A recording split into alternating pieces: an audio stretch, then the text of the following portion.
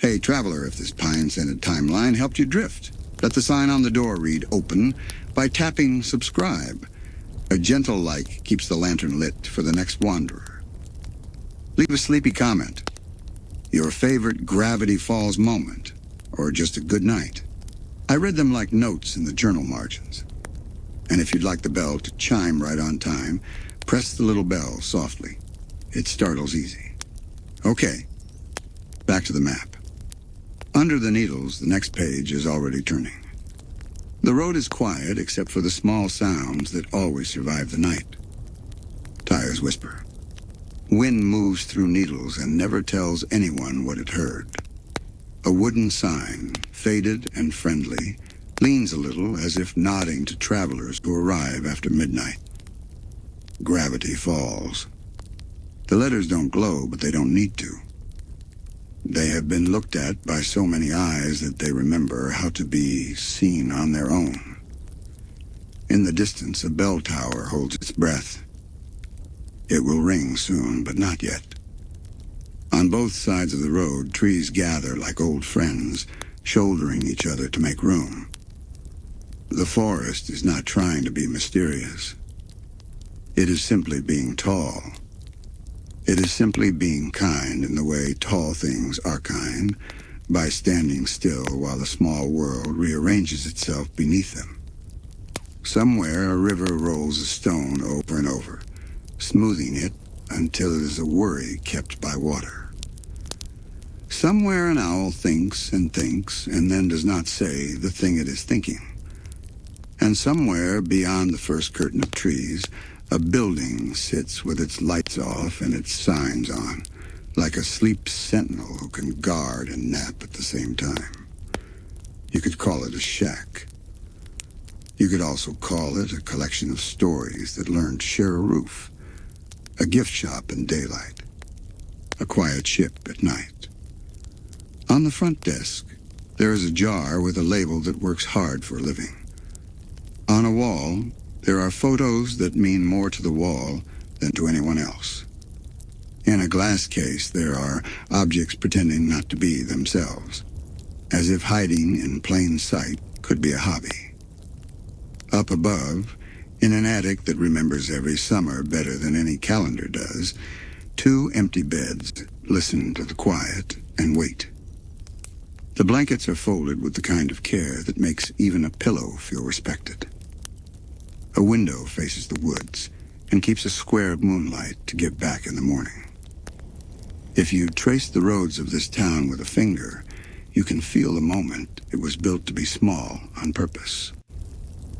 You can feel where a cart used to turn, where a path became a street, where a fence laughed and said, "Just climb me." If you keep tracing, you will find a pattern. Not special at first, only patient. The pattern lives in the angles, in the way the bell tower lines up with the river bend, in the way the old statue looks at the market square, and the market square looks back. It is less of a secret and more of a habit, the way the town places itself. Long before names, there were stories you can still hear if you lie down on the grass and listen through the ground. Logging songs that thump like boots. Whispers of surveyors who argued with moss and lost. A lantern carried by someone who didn't believe in lanterns, only in light. This is not a haunted place tonight. This is a careful place. It keeps its oddities folded like sweaters. It does not show you everything at once.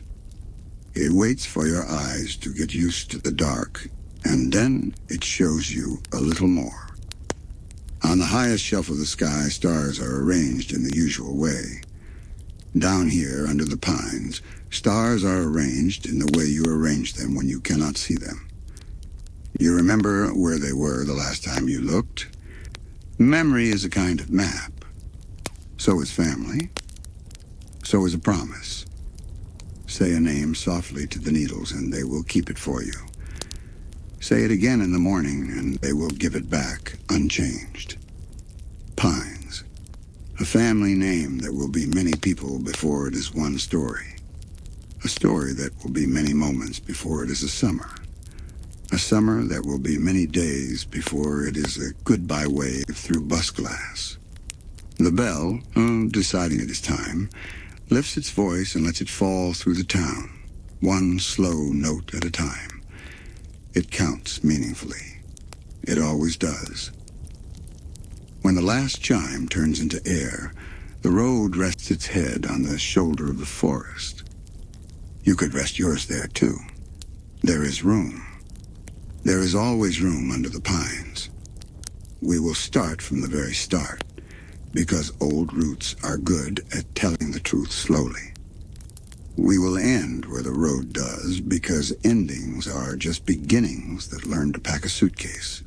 We will go in order. We will not rush. We will carry a light that is bright enough to see and soft enough to sleep by. Microhook. Before there were twins in the attic, there were stories that taught the town how to be strange without being unkind. The town did not arrive all at once. It stepped into itself the way a person steps into a lake. Foot, then ankle, then the rest, with a quick breath at the cold. First there were trees and river, and the way rocks keep secrets from one another even when they sit together. Then there were people, and the secrets grew louder because people are good at that. Maps were drawn by hand that shook from the weather, not from fear. Lines were laid across hills that did not like lines and across valleys that did, because valleys are already lines pretending to be places. Names were given to spots that had names before, only in languages that used win, not letters. The new names stuck because that is what new names do when they are said often enough over breakfast. A founder was spoken of later with the kind of admiration that watches itself in a mirror. He wore the town like a medal. He told stories where he always arrived just in time. He signed papers as if signatures could build houses. People repeated these stories because repetition is a warm blanket, and winters can be long. But the ground under Gravity Falls remembers a different kind of founding. It remembers a campfire circle. It remembers a woman who knew how to read clouds and a man who knew how to talk a bridge into being. It remembers a promise to use the forest, not to take it. It remembers that every first step bruises, and every second step apologizes. Not all myths are lies.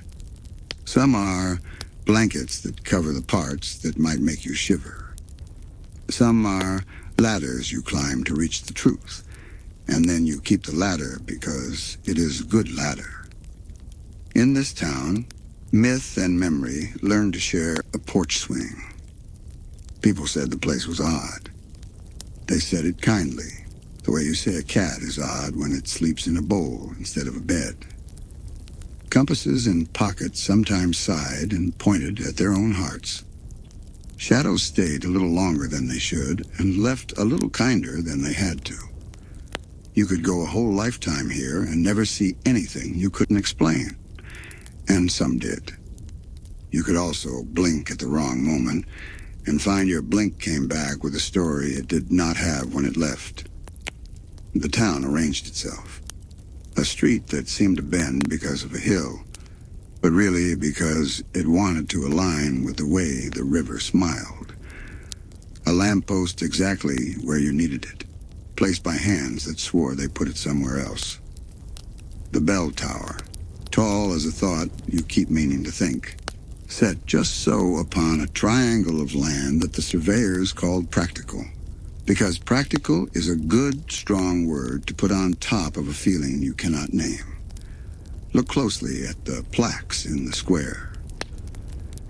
Some dates feel tired, as if they have been polished more than they have been read. Look at the corners of old photos in the diner. They are curled against a truth that doesn't quite fit in the frame. Ask anyone here how long the town has been the way it is, and they will tell you forever. and then laugh because no one means forever when they say it out loud. They mean long enough for me. Long enough for a bell to wear a groove in the morning air. Long enough for a footpath to become Main Street because feet insisted. Long enough for children to learn the game of looking for patterns where there might be none and finding them anyway, which is the first step in every kind of discovery and every kind of trouble. Sometimes a surveyor drew a line that refused to be straight. Sometimes a carpenter cut an angle twice because the wood had an opinion. Sometimes a fence turned its gate toward the woods and stood that way for years, and no one moved it because they liked where it was pointing. If you plot enough of those decisions on paper, the picture that appears is more than a grid. It is a geometry of habit. It is a kindness of shapes. The river remembers the oldest things and tells them to whoever is willing to listen with their hands. Put your palm in, and the current will press a story into it, as if stamping a passport. The story will not be clear. It will only be warm and moving, which is how many truths arrive. There were fairs with pies judged by eyes that had seen too much sweetness to be fooled by sugar alone. There were evenings when lanterns made halos out of everyone and the air smelled like cedar and something else no one could agree on. There were mornings when fog came up the streets, like a parade that forgot the band and did not miss it. And there were rules, though no one wrote them down. Do not go too deep into the trees without telling someone where your feet plan to turn back. Do not take what the river gives you without saying thank you, even if the thank you is only a touch on the water's surface. Do not pretend you do not see the odd thing. Acknowledge it gently. It will like that. The town learned to live with all of this, and in learning, became itself. A place that does not brag. A place that does not scare easy.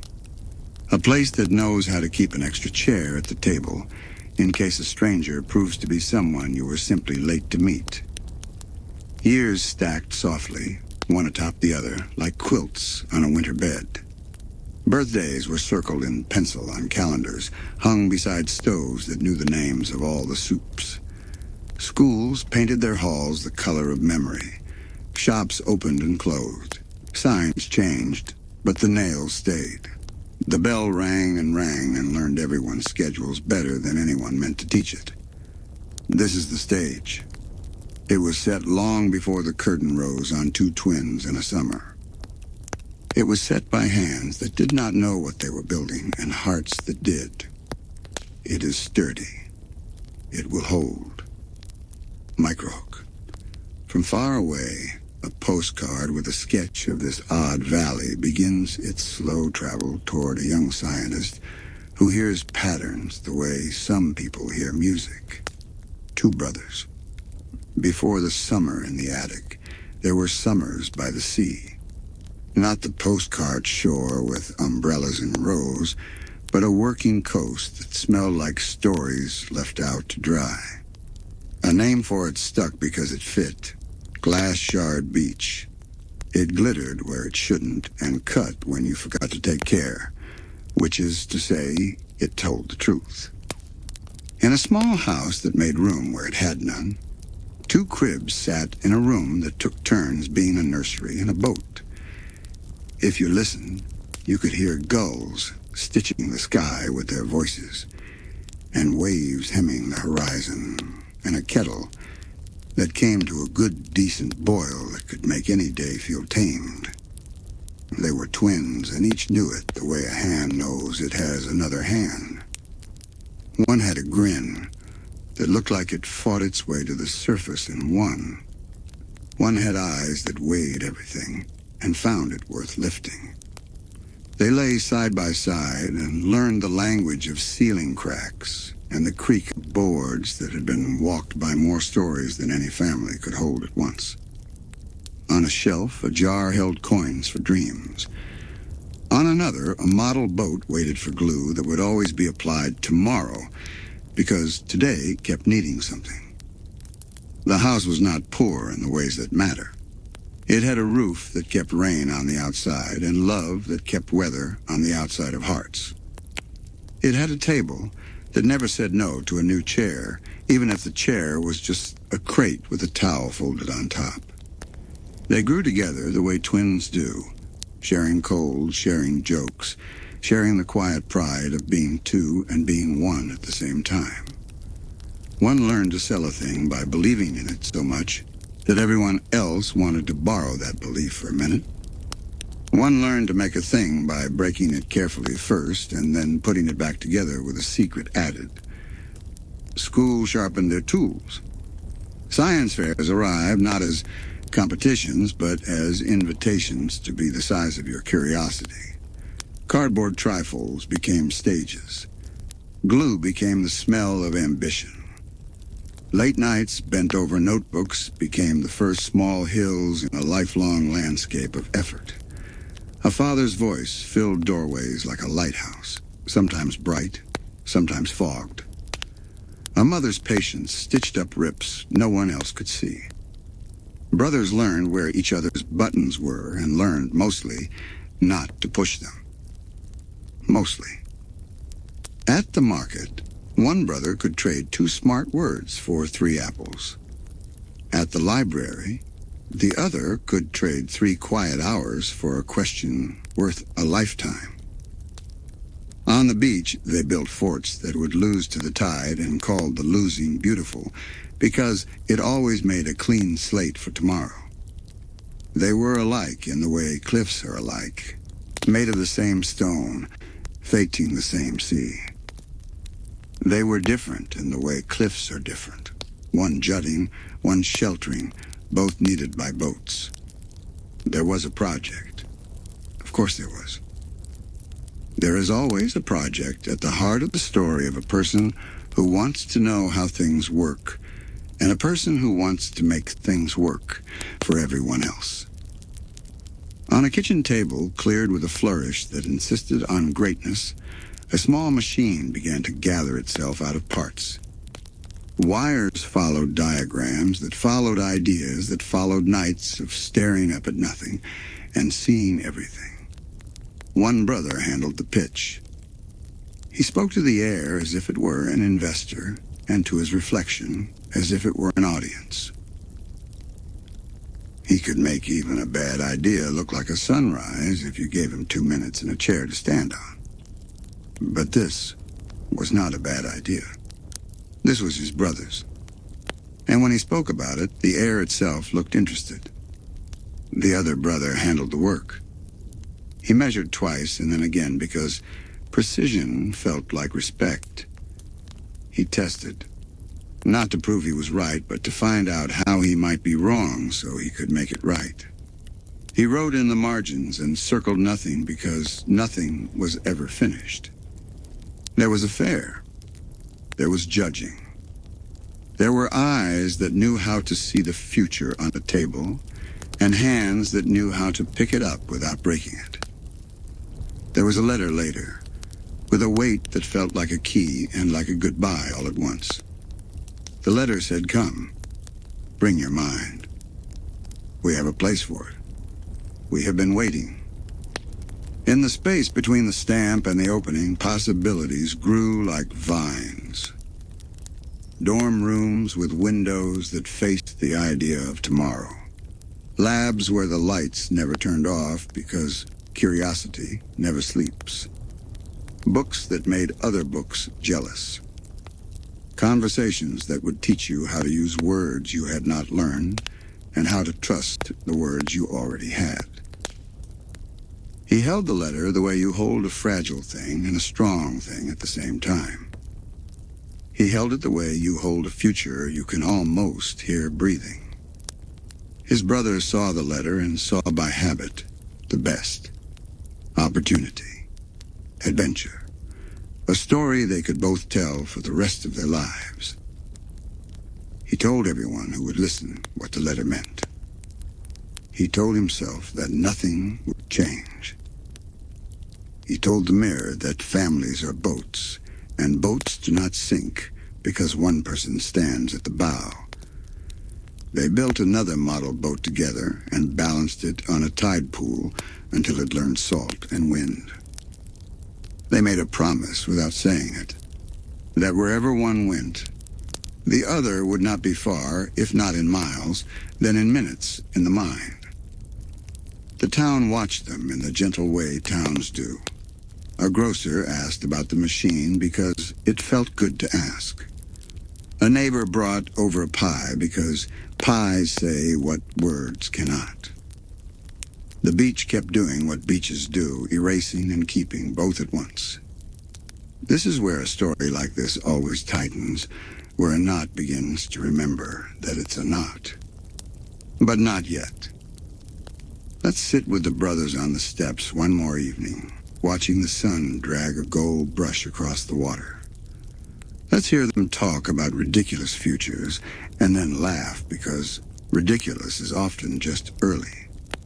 A gull cuts the air. A wave answers a rock. The letter sits on the kitchen table under a glass and a spoon to keep it from flying away, as if paper could. Everything feels possible because it is. Microhook. Then comes the moment when possibility chooses a door, and the door is narrower than anyone expected. Morning brings a kind of fairness to the world. It gives everyone the same light to start with, then watches what you do. On the morning the brothers carried their project into a room that smelled like varnish and victory, the light was good. Everyone's was. Tables formed neat rows, shoulders bumped and apologized, teachers floated like friendly ghosts, and hope made a sound you could almost hear if you tilted your head, a soft, busy hum, like bees in a library. The machine sat where it should, proud but not rude. Wires tucked. Switches crisp. A label that said exactly what it was and nothing more, which is the best kind of label. Next to it, notes aligned like soldiers that would never have to fight because the plan was strong. They had done it. Whatever it was at this stage of itness. They had made a thing together in the way only brothers can when one loves the making and one loves the meaning. They had managed also not to shout at each other at 2 a.m. about screws. That was an achievement that deserved its own ribbon. Judges moved down the rows, nodding in the way of people who will not yet let their faces tell their minds what to think. Questions came. Answers followed. Some answers were short and perfect. Some were long and better. The judges left and took with them a new picture of what was possible. Then something moved that should not have moved. Not the machine, no. The machine had been taught very carefully when to move and when to be still. Something else. A hand. A step. A moment as small as a breath that chose to be big. Later it would be called an accident because accidents are what we name collisions between good intentions and gravity. Later it would be called something worse by a mouth that tasted like regret. In the instant, it was only a crack, a lurch, a sound like a promise tripping on a stair. The device wobbled, protested, and gave up a small, crucial piece, the way a ship might give up a bolt to the sea, not through malice, but because the sea insists. The fix was possible. But not here. Not now. The fare was a clock, and the clock did not bend. The look they gave each other was the kind you remember with your ribs. One look said, "I'm sorry, and I didn't, and I did, and I can fix it," all at once. The other look said, "You, and how, and why, and please," all at once. They stood in the loud quiet of a room full of other stories and felt theirs tilt. A ribbon went elsewhere. A letter already sent, did not know about today, and could not be recalled from its proud little journey. Fate is not an arrow, it is a weather pattern. But sometimes a single gust can still flip a page. That night, The kitchen table was set for two angered silences and one mother who had run out of ways to make tea solve everything. Words tried to take the place of understanding and failed because words do not like being thrown. What had been a partnership became an audit. What had been a we became a courtroom where every sentence called a witness. In another house or in a kinder hour, the fight would have found its edge and then blunted. In this one, it found a cliff. And cliffs do not argue, they end. Things were said. They were not the worst things that could be said, but they were the kind that live under floorboards and creak for years when you step in certain places. A chair was pushed back, hard enough to remember it. A door let itself be slammed because doors have long learned they are asked to hold more than wood should. One brother left with a suitcase that had not been packed for leaving, only for visiting. One stayed with a project that still wanted to work, and a letter that wanted to be good news. The beach did what beaches do. It erased. It kept. It waited. Days learn how to continue even when they do not know why. Work finds a way into hands that need it.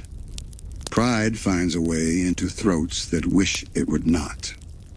People learn to say fine when what they mean is, I am not broken, but I am not the same shape. Then comes the envelope that is heavier on opening than on arrival. It contains a decision that has already been made by rooms far away, where the air is conditioned and the future is organized into neat stacks. It contains the shape of a life. It contains a correction. Not this, the letter says, not here, not now. Not because of you, exactly. And not because of you. The decision falls like a small winter within a summer. Paths appear when you must take them. One path goes inland, toward hills that hold puzzles in their pockets, and will trade if you know how to ask. It goes toward a town that appears as a dot on a map that wasn't there yesterday and will not be there tomorrow unless you look at it just right. It goes toward a mystery, which is simply a truth that likes to be courted. The other path goes elsewhere, toward the long apprenticeship of becoming yourself in a world that keeps trying to bargain you down. It goes through bus stations and back rooms and days that count themselves on receipts.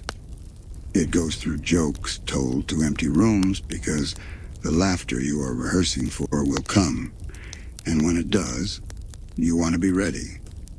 It goes through schemes that are not evil, only hopeful in the way a coin toss is hopeful.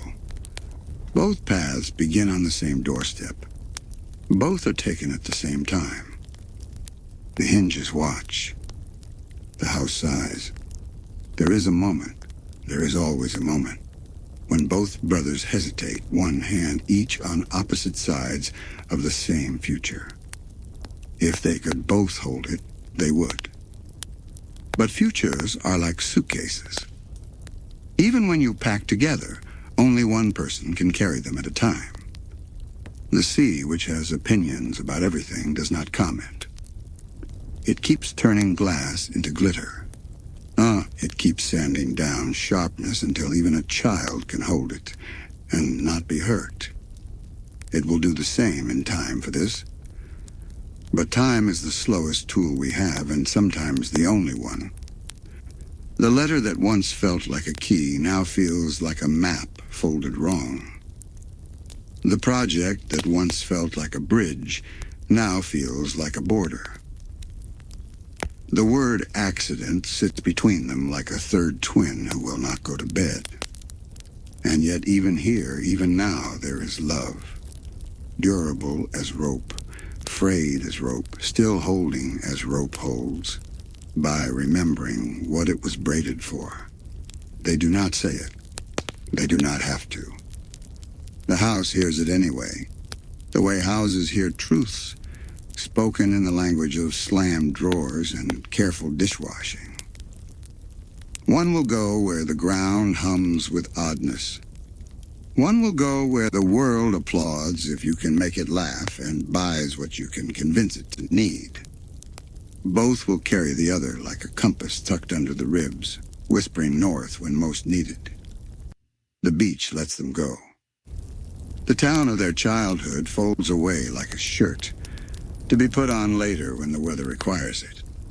The road, which knows everything and says nothing, offers itself up. Microhook. Far from the sea, a valley waits. In it stands a shack that will be a lighthouse, a bunker, a joke, a home, and the beginning of a very long promise.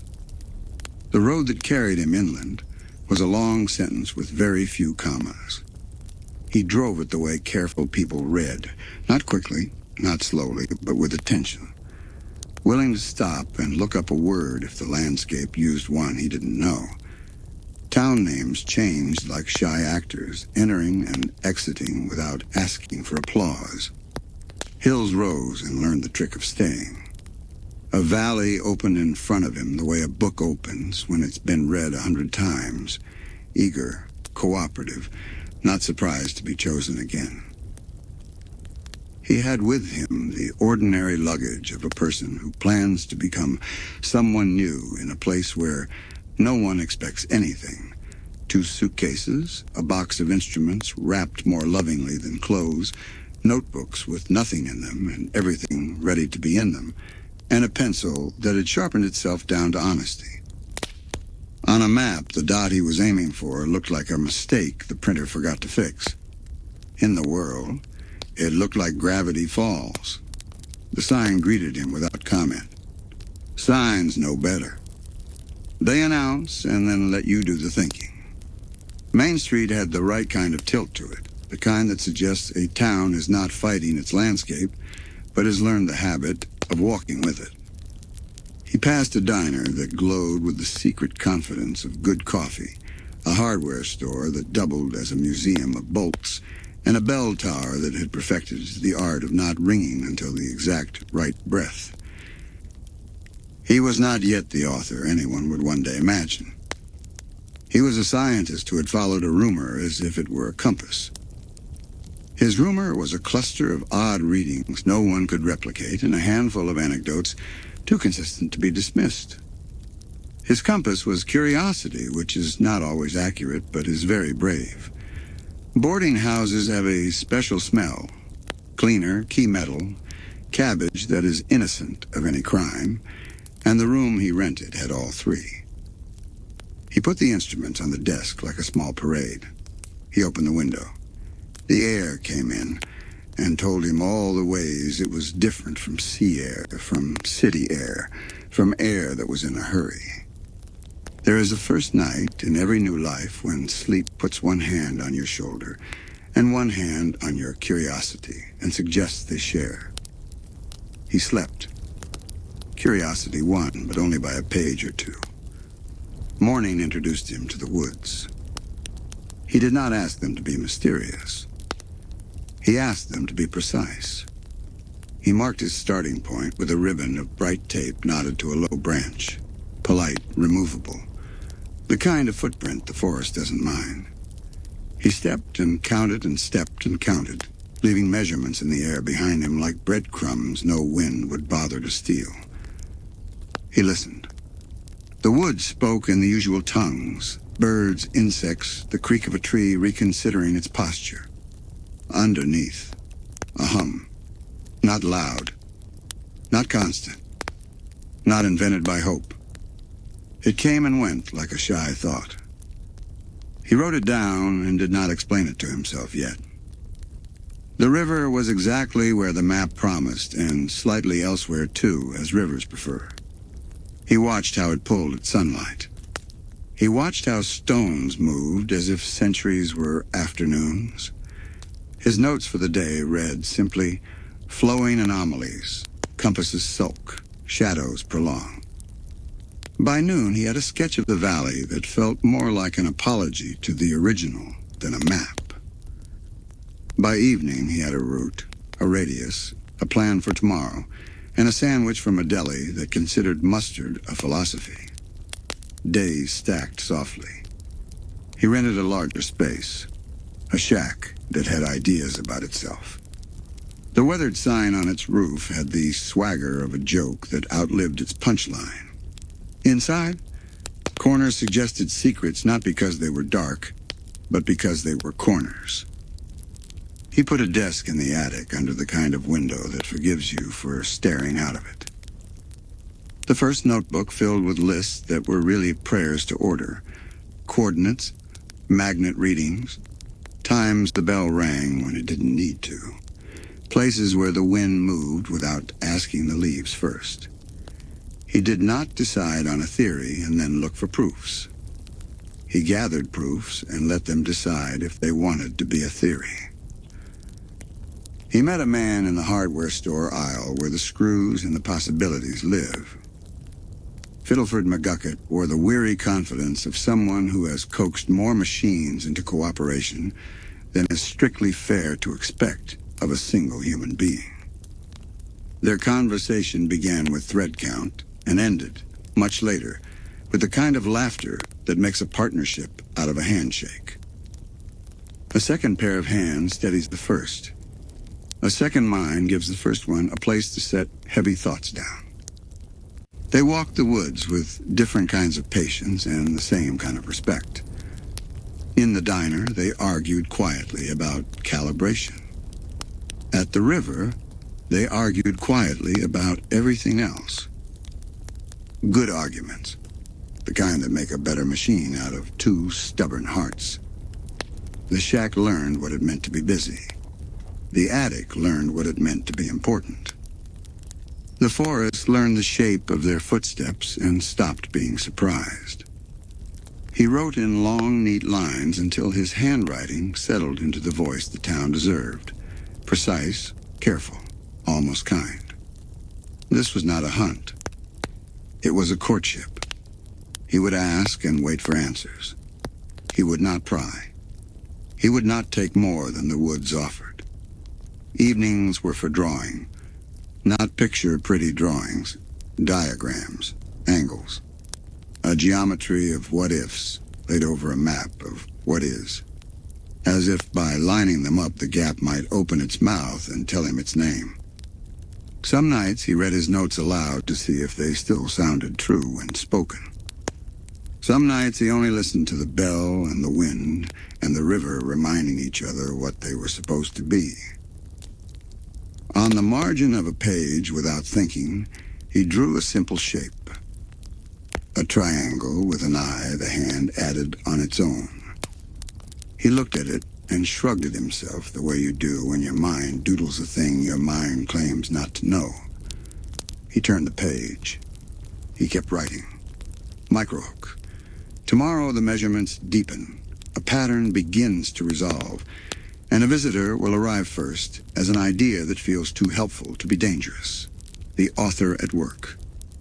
The first journal did not begin with a flourish. It began with a date, a temperature, and a note about the quality of the light. These are the ways a careful person says hello to a mystery.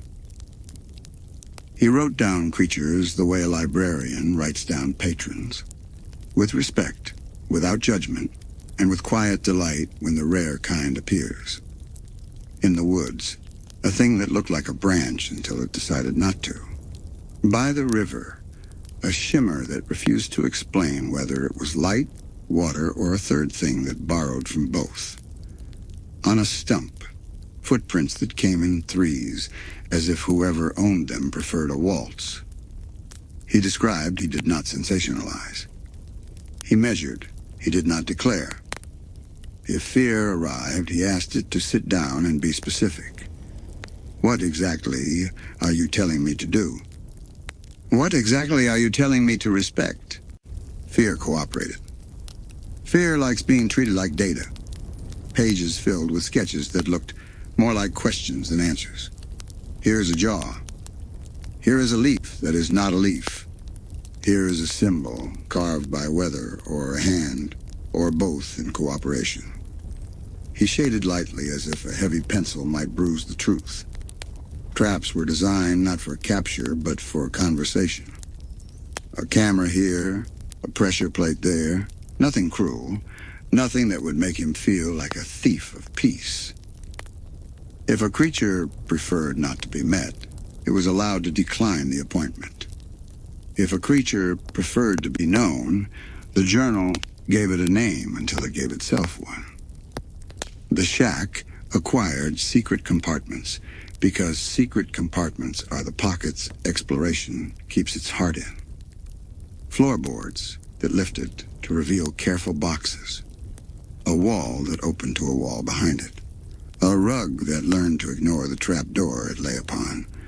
The way rugs ignore many things they are asked to keep quiet about. A hatch was cut, and beneath it a staircase learned to spiral. The bunker below was not a fortress against the world so much as a shelter against misunderstanding. Down there, machines hummed at volumes that meant thinking. Charts leaned against charts like quiet friends. A cot suggested he would be staying sometimes, whether or not he admitted it. He cataloged weather that didn't belong to any season, but belonged to this place. Fog that arrived on schedule like a train, then strolled like a visitor who had nowhere else urgent to be. Thunder that rolled once and then reconsidered. He tested magnetism and found it sulking in certain clearings. He tested time and found it elastic in certain afternoons. He tested himself and found that patience was still the right choice, even when curiosity begged for an early peek. McGuckett's notes were a different music. Arrows, exclamation points, a pet name for a coil that had misbehaved and then learned manners. Together, their documents argued on paper and agreed in the field. He wrote sometimes about loneliness without naming it. About the way attention can become a house you live in by accident. About the pleasure and ache of knowing you are the first to see a thing and maybe the only one who understands it for a very long time. He wrote often about gratitude. For a kettle that sang at the right moment. For a lantern that caught the face of a moth in a way that made a lesson out of light. For the town that let him be the odd man who counted tree rings with a stethoscope because he had a reason, even if he wasn't ready to share it yet. The journal became a voice. He read back through it and recognized himself not as he had been, but as he was becoming. A person whose sentences knew how to walk a reader from what to why without pushing. At night, the valley laid out its constellations. He laid out his own, entries connected by lines of inference, stars of fact joined by a soft thread of hypothesis. Where the threads crossed more than once, a shape began to show itself. He invented a map that sat on top of the map and moved when the one beneath it stayed still. On that map, there were currents instead of roads. On that map, there were whispers where other people drew fences. Patterns fell into the journal like snow, quiet, persistent, lovely from a distance, precise up close. Some melted when touched. Some packed down and held weight. He did not speak of any of it loudly in town. He bought nails. He said good morning. He learned that the woman at the diner had a brother who could fix a thing for half what anyone else would charge and twice the warranty, because trust was his currency. He sent letters that told the truth in drafts. He did not publish. He polished. He waited. He also sealed a few pages. Wax, string, a fold that promised to become a hinge only when it had to. Sealed not because he wanted to hoard, but because he knew the weather of discovery. How quickly a storm can blow in when a window is opened too wide too soon. The more he wrote, the more the town learned to relax around him, as if it had been waiting for a person who would notice without frightening, who would ask without demanding, who would stand quietly in the doorway of the unknown and take off his hat. On a certain evening, after measurements that behaved and a dinner that did not, He stared at the margin of a page. The triangle from the other night appeared again under his hand. An eye inside it, not menacing, only awake. He closed the book gently, as if tucking in a child. He set the pencil down, perpendicular to the edge, the way he always did when he wanted to tell himself the day was over. He lay in the attic and listened to the bell count out the hour the way a patient doctor counts a pulse. Sleep came to him the way it comes to a man who has earned it, reluctant at first, then merciful. Microhook. In that kind rest, an idea will arrive as a guest, bright, articulate, and offering help too quickly. He will not yet know to ask the price. Partnership begins with the small decisions that look like chores and end up being vows. Who holds the light? Who carries the heavier bag? Who admits first that today's plan wasn't right and lets the new plan be born without ego? McGucket could make a coil behave like it wanted to learn manners. He could hear when a gear was lying about being fine. He talked to machines as if they were bright children, firm, affectionate, with the kind of authority that comes from love, not from shouting. Together, they built instruments that listened better than people do. A seismograph that was interested only in the whispers beneath the ordinary quake. A camera that blinked at intervals calculated to catch the movement things make when they are sure no one is watching. A recorder that did not care about sound, only about the shape sound leaves behind after it stops. The bunker below the shack became a second brain. The attic kept its window for looking out. The bunker kept its chalkboard for looking in. Days had a ceremony about them. Checklists first, as if to calm the storm of wonder with umbrellas of routine. Fieldwork after, with measured steps, and a promise never to put a boot where a paw preferred to be. Notebook time last, with tea and the gentle fight of keeping your meanings honest. They were happy, the way two people are happy when their work interrupts the story of their own troubles and makes something larger out of them both. But happiness is not a superstition. It does not protect you from everything. It only makes you stronger when the weather changes. On certain afternoons, the air thickened with the feeling that a conclusion was trying to arrive before its evidence. They pushed back at it, politely, the way you push back at a friend who wants to skip to the end of a book and then pretend they didn't. Oddities increase their frequency the way a song increases its tempo as it nears a chorus. Lights in the woods that had the kindness to dim if you looked at them directly. A clearing where the wind arranged fallen leaves into near circles, then near triangles, then near nothing, as if embarrassed to be caught doing geometry. Sleep, which had always been a cousin to thinking, became a little too helpful. Dreams brought partial answers. Dreams underlined sentences he had not yet written. Dreams were generous, and generosity can be intoxicating. He wrote the dreams down politely as if they were volunteers, not employees. McGucket liked his dreams when they were about fixing machines in front of a cheering crowd of other machines. He liked them less when they involved equations that woke him up with their hands already on his shoulders. A kindness took shape, practical, a little frightened. A device that could remove the sharp edges from a bad memory, could file the teeth down until a person could bite into their life again without bleeding. It was an idea born not out of secrecy, but out of mercy. They called it a prototype because that is what you call a miracle when you are afraid it will not work a second time. Field tests did not all go well. A lens cracked. A counter overcounted. A coil insisted on being a spring. Paranoia is often a bad listener. They refused to let it talk them into rushing. They noticed the town's own coping instinct, the way people agreed, without being asked, to look away from certain corners and look more closely at others. A society of forgetting would have found easy soil here if anyone had wanted to plant such a thing. They didn't. Not yet. They only made notes. Patterns of kindness are still patterns. In the diner, whispers followed their booth, not because malice likes coffee, but because concern does. Are you boys sleeping enough? Do you need sugar? Is there anything we should be worried about? He said the same true thing each time. We are learning. It is not dangerous to learn. It is dangerous not to know.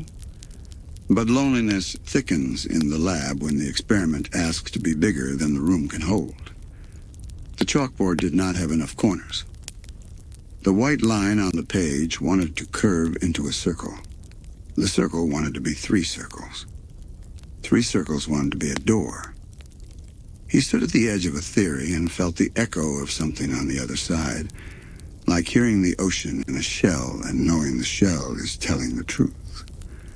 At night, he sat in the attic and tried to teach himself modesty before the unknown. The way you teach yourself to bow before stepping onto a stage you do not own. The triangle doodle he pretended not to notice had become a habit.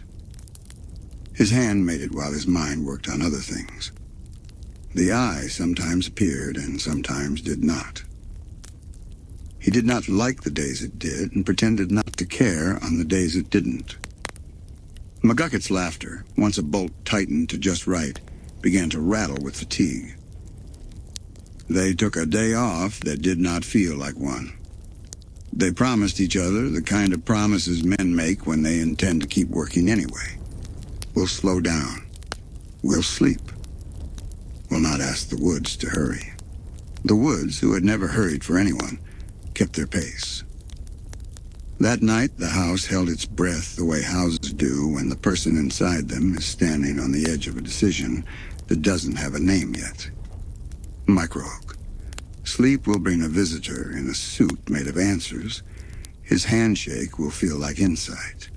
His smile will ask for a key you didn't realize you were holding. Sleep can be a door.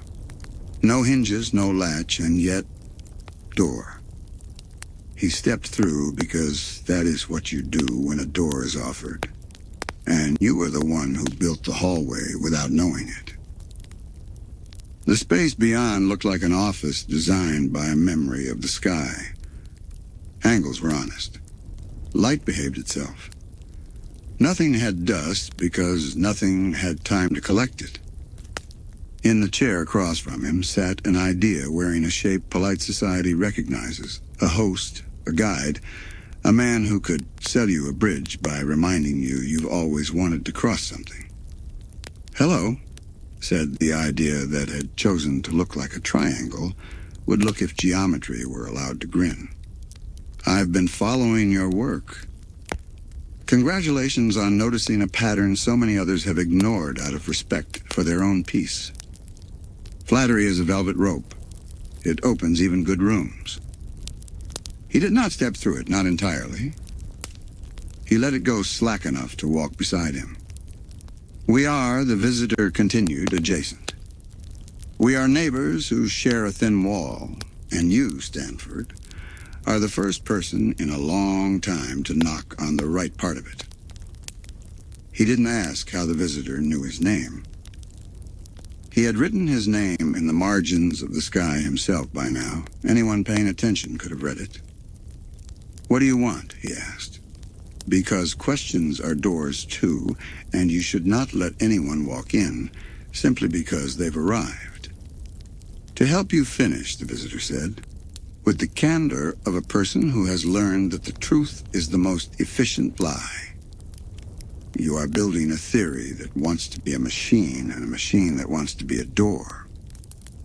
I know the tolerances your chalkboard can't hold. I know the materials your market can't sell you.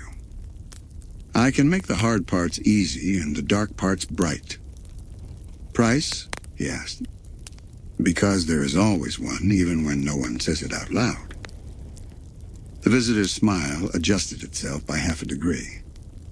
Access, came the answer, light as a coat on a warm day.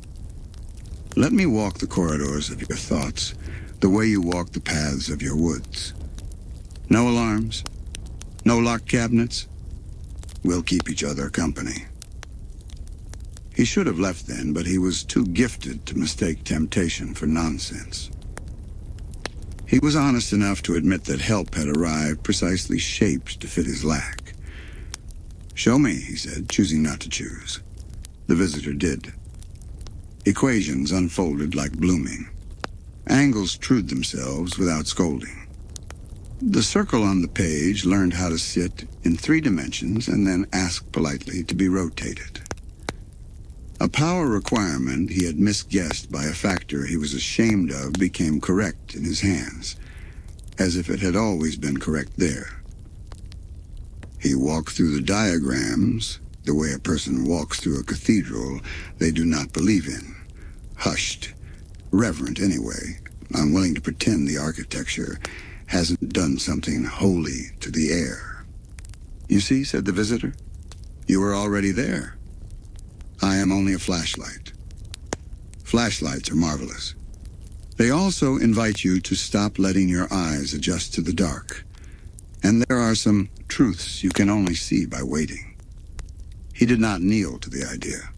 He did not bow. He did not argue. He did something far more dangerous for a cautious man. He continued. He went to the lab in the morning with a list that felt like a confession. He told McGucket they had been thinking in straight lines when the world preferred circles. McGucket, who respected circles and distrusted shortcuts, agreed to the geometry and questioned the acceleration. They met in the middle, which is where partnerships are strongest and where cliffs are sometimes hiding. "Build the small version first," he said. "Test it in absence. Let the world tell us no before we let a yes ruin our hearing." Days became precision. Their talk got thinner. Their work got thick. When he slept, the visitor was punctual and kind. When he woke, the chalkboard forgave him for running ahead and let him catch up in daylight, which is what good chalkboards do. The journal learned a new voice, still careful, still exact, now brighter at the edges, as if written by a hand that had had one too many cups of possibility. He sealed more pages. Not out of greed, out of the knowledge that he was now walking a bridge over a river that had not been asked whether it wanted a bridge. McGucket's jokes changed. They came late, as if asked to wait outside while fear had its say. He still tightened bolts like blessings. He still loved a lever that did what levers promise. He also watched his friend and worried the way machines worry when a variable in the room heats up. They argued about nothing, the best kind of argument to have when the something is not ready to be named. They argued about lunch. They argued about the order in which to check things they both knew needed checking. They argued about whether one can be grateful for a gift without knowing who wrapped it. The visitor never asked for anything unpleasant. He asked only for what any good collaborator asks: time, focus, faith. He stood at the whiteboard of the mine and drew straight lines that looked like kindness. He did not show his teeth. He did not have to. He had angles. Outside, the town continued to be itself on schedule. The bell rang at the right moments. The river pushed the same stone from 1 inch of history to the next. The diner refilled cups and called everyone Hun, including the man who now sometimes forgot his coffee untouched. The door on the drawing became a door on the table. The door on the table wanted to become a door in the room. The room, which had learned to love patience, began to feel crowded by arrival. He felt it the way a sailor feels a change in the water through the planks underfoot. Not fear. Not yet. A widening. A sense that what he had courted was leaning toward him with momentum. He told himself the right things. I will control the tests. I will respect the thresholds. I will not stand under a sky I haven't checked twice. He believed himself. Belief is a door, too. That night, the visitor shook his hand again. You are nearly there, the voice said, bright as a fresh bulb. You will be remembered for this. He did not want to be remembered. He wanted to know. He did not say that aloud. The visitor already knew. When he woke, the chalk on the board felt smoother. The numbers wanted to be written. The lab smelled like a good story when it's almost finished. He turned to McGucket and said the most honest sentence of the week. If we stop now, I will not sleep for the rest of my life. McGucket nodded because he had been sleeping beside that same sentence. They did not stop. Microhook. The machine will hum, the crickets will try to be louder and fail, and something on the other side of the door will lean forward as if it has been waiting its whole life to meet them. The machine began as a drawing, as all machines do, a clean circle in a margin that refused to stay small. It gathered pieces the way a story gathers listeners, one at a time at first, then all at once when momentum makes politeness unnecessary. In the bunker, metal learned the habit of becoming. Coils shrugged themselves into place. Rings settled on their supports with the relieved sigh of things finally named. Cables curved like careful handwriting. Every bolt was tightened with the patience of someone who knows patience is faster in the long run than hurry could ever hope to be. He measured twice and checked a third time because third checks are where humility lives. McGucket tuned the rhythm from hum to home, turning the loose sound in the room into a heartbeat that tools could trust. The chalkboard, tidy even when full, learned a new flavor of chalk. Denser numbers, longer arrows, fewer erasures. Above ground, the shack practiced looking ordinary. It arranged its souvenirs in friendly rows. It kept the bell by the door ready to ring for customers who did not yet exist. It let dust settle exactly where dust makes people feel comfortable, on the kinds of objects that enjoy being misunderstood. The town noticed almost nothing. It noticed two men who bought more wire than a person could reasonably need for a weather station. It noticed that you could set your watch by their walk down Main Street, hardware store, diner, back again. It noticed that when they spoke to the trees sometimes seemed to listen, which is not unusual here and therefore not worth bothering anyone about. Tests began softly and stayed that way as long as he could keep them soft. Signal low, power low. A door imagined open no wider than a coin's thickness, the room feeling the draft, the instruments nodding without anxiety. The visitor in dreams, bright, punctual, impossibly helpful, kept his elbows off the table and his advice tidy. Yes, here, adjust. No, there, be kinder to the material. You are close. Closer. So close. McGucket slept less. Not because fear had won exactly, but because fear had been let into the meeting and given a chair at the end of the table. He invented a device on a day that needed a mercy more than it needed another measurement. Something to file down the edges of a memory that had started to cut him from the inside. He called it a prototype and smiled like a man who would prefer not to use it. He used it anyway, gently, the way a person uses a whetstone to make a blade safer by making it sharper in the right places. The first time the machine made a true circle of light, the bunker forgot to breathe. So did they. Air is patient. It waited. They let it back in. A pattern appeared in the space inside the ring. Not an image, exactly. More like the idea of an image, the way a word hovers in your mouth before you remember the vowel that lets it be spoken. It was not here. It was not there. It was insistence. After that, the days changed mood. Nothing louder, just nearer. They cleared a table from the path between the lab and the hatch without speaking. They put labels on every switch that did not already have a label. They wrote down promises in the margins of diagrams. No solo activations. Never at night. Never when tired. Never when tempted to say just this once. Temptation is talented. It can learn any accent. It did not need to. It already spoke theirs. McGuckett's laughter began to skip like a record that had picked up a scratch.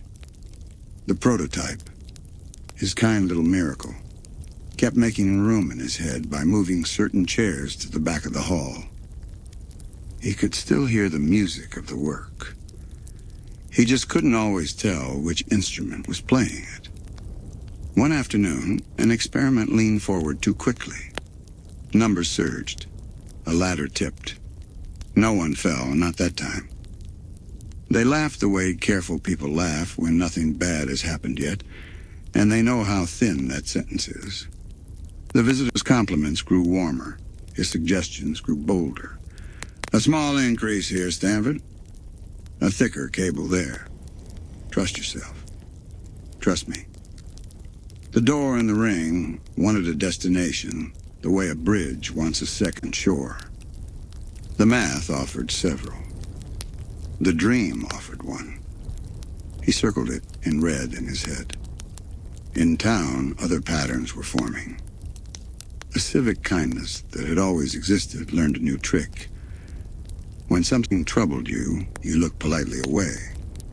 You called it not my business and meant, I choose peace. A group of well-meaning neighbors began to meet with the softest possible agenda. Protect each other from the sort of knowledge that rearranges furniture inside your mind without asking.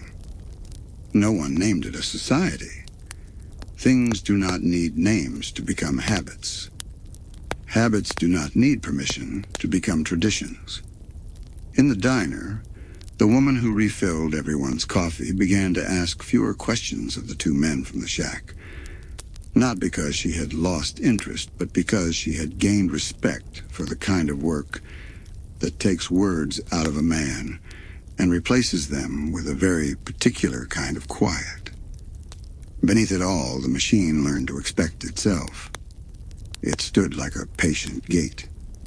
It accepted a new panel. It allowed the floor to be marked with a tape circle that said, "Do not step past without remembering what you love." He remembered. He loved the finding out. He loved the way an equation fits its own answer like a key fits a lock. He loved the feeling of a map folding correctly after a year of going into the wrong pocket. He also loved a brother whose absence had taught him a geography of regret that no atlas sells. The night the test ran too long, the crickets tried to compete and failed. The ring kept its tone beneath the sound of everything else. The air shook and then settled, the way a hand trembles after lifting something heavier than anyone guessed it would be. McGucket stared into the not here, not there, and saw something that would not agree to be summarized. He made a small sound, the kind a man makes when he has been brave longer than his bravery budgeted for. Later, he reached for his kindness machine. He turned down the volume on the room inside his head. The new quiet calmed him. It also removed a warning he might otherwise have remembered when the next test asked for most of his courage. Pages in the journal were sealed with string and wax. He labeled the bundle with a date and a word he wrote only to himself: caution. He drew the triangle in the margin without looking. The eye looked back with the politeness of a host about to ask for your coat. The town did not turn away from him. It turned away for him, the way you pull a curtain at sunset because you know the light will be kinder through cloth. Above the bunker, the shack exhaled and tried once more to look like a place for novelty postcards and snow globes that make their own weather when shaken. It succeeded. Most days. Microhook. On a distant coast, a suitcase snaps shut. A door opens. And the long road in finds a pair of shoes that will walk it all the way to a valley lit by a circle of blue. Exile rarely announces itself. Sometimes it sounds like a chair scraping back from a kitchen table. Sometimes it sounds like the latch on a screen door, remembering that doors are for leaving as well as returning. Sometimes it sounds like your own name said by someone who has decided not to say it anymore. He left with a bag that contained too much of what cannot help and not enough of what can. A photograph folded twice. A shirt he would not wear because it was for luck and he would not risk using up the luck by putting it on. A handful of tools and the belief that tools could fix anything if people would only hold still long enough to be repaired. The road did not test him. It did not need to. He tested himself every time a town looked temporarily friendly. He could make money out of air and confidence and then watch it run away the moment air and confidence took a lunch break. He could make friends out of strangers and then lose them when the next bus pulled in, and he had to be on it. Boardwalks taught him the religion of neon, how light can sermonize to a cold night and convince it that warmth is a possibility. Carnivals taught him timing, when to speak, when to point, when to shout, when to whisper the sentence that turns a no into the exact yes you needed. Pawnshops taught him the grammar of regret, what a person will trade for a chance to feel lighter. He slept in rooms that smelled like bleach and promise. He ate sandwiches that did their best. He wore names that fit for a while and then didn't. He got good at shrugging, because shrugging is how you carry a weight no one has asked you about. He fought when showmanship required it. 3 rounds under lights too bright to be truthful. A ref whose whistle had learned to lie. A crowd that wanted to see a story more than a person. He learned where to fall and where to stay on his feet and where the line between the two becomes a kind of dance. He bought a boat with a name that sounded like luck and sometimes was. He patched it with money when he had money and with stories when he didn't. He liked the way water forgives. He did not always like the way it forgets. He wrote letters that practiced being brave and then decided to be brief. He mailed some. He kept others in the pocket where he also kept receipts from days that had gone better than expected. He told himself a version of the truth. I will make it right. He told the mirror a different version. I will make it something. The years did what years do when a man is busy promising them to himself. They passed. He learned how to spot the difference between a deal that will feed you and a deal that will eat you. He learned that sometimes you take the second kind anyway because a person has to chew on something. Somewhere inside all that motion, there remained a picture that did not move. 2 boys on a beach with a boat between them, and the understanding that whatever the world did, they would do it back together. Memory is a bully and a friend. It pushes. It also stands behind you when the crowd looks wrong. The rumor found him the way rumors do when they smell a story that wants to become a circle. A scientist out west. A shack with a sign that smiled through its teeth. An address scribbled on the back of a bill of sale because the seller liked the buyer's laugh and recognized the way a man looks when he is homesick for a person instead of a place. He traveled without ceremony, which is the most honest way to travel. A bus that creaked at every curve as if practicing old bones. A diner where he left too large a tip because he wanted someone to say his name with gratitude today. A final stretch of road that looked like all final stretches of road look. Ordinary and then important the second you understand where you are. The town welcomed him in the way towns do when they are curious but polite. He looked up at the bell tower and did not care what time it was. He looked at the shack and did. He stood at the door and practiced being a person who could knock without turning into an apology. He knocked. The door was answered by a life he had not met yet. The life of a brother who had been busy making a map of the impossible and then trying to fold it back into something that would fit in a pocket. The words they threw into the room were not new words. They were the older kind, the kind that had been waiting at the edge of the tongue for years. You. Why? How? Please. There is a version of the story where they forgive each other in one breath. There is another where they do not. There is the real one, messy, necessary, where anger tried to stand on stilts and fell off them in the first 5 minutes, where love refused to leave, where pride sulked in a corner and refused to take off its coat. He saw the ring, the lab, the chalkboard. He saw the shape of the kind of danger that doesn't look like danger because it is so clean. He spoke too loudly, which is how some men whisper when they are afraid. His brother spoke too carefully, which is how some men shout when they are trying not to say the wrong thing. It was not the worst night they would have together. It was the last night they would have together for a very long time. Micro-oak. Down in the bunker, a circle of light waits for sequence. A sequence waits for hand. And the next hand to touch the future will be the one that never intended to. Some nights are stairs, some are doors. This one was both. The bunker stairs counted them down, step by step, into a room that had prepared itself for history by tidying its corners and aligning its warnings. The machine waited the way a stage waits, lit just enough to promise that it can become brighter, humming at a level that asked for attention without insistence. Switches wore labels. Cables wore the tired look of hard workers who will be ready again tomorrow. Stanford explained and did not persuade because explanation had always been his more honest talent. He walked through precautions. He pointed at redundancies.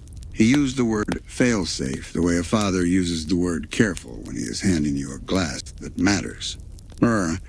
Stanley listened and did not agree because agreement would have meant trusting a plan that used words he had never learned to trust. Necessary risk, controlled exposure, calculated unknown. He guarded people for a living even when he did not get paid for it, and now he tried to guard a brother who had invited a door into the house. The argument picked up where all their other arguments had left their coats.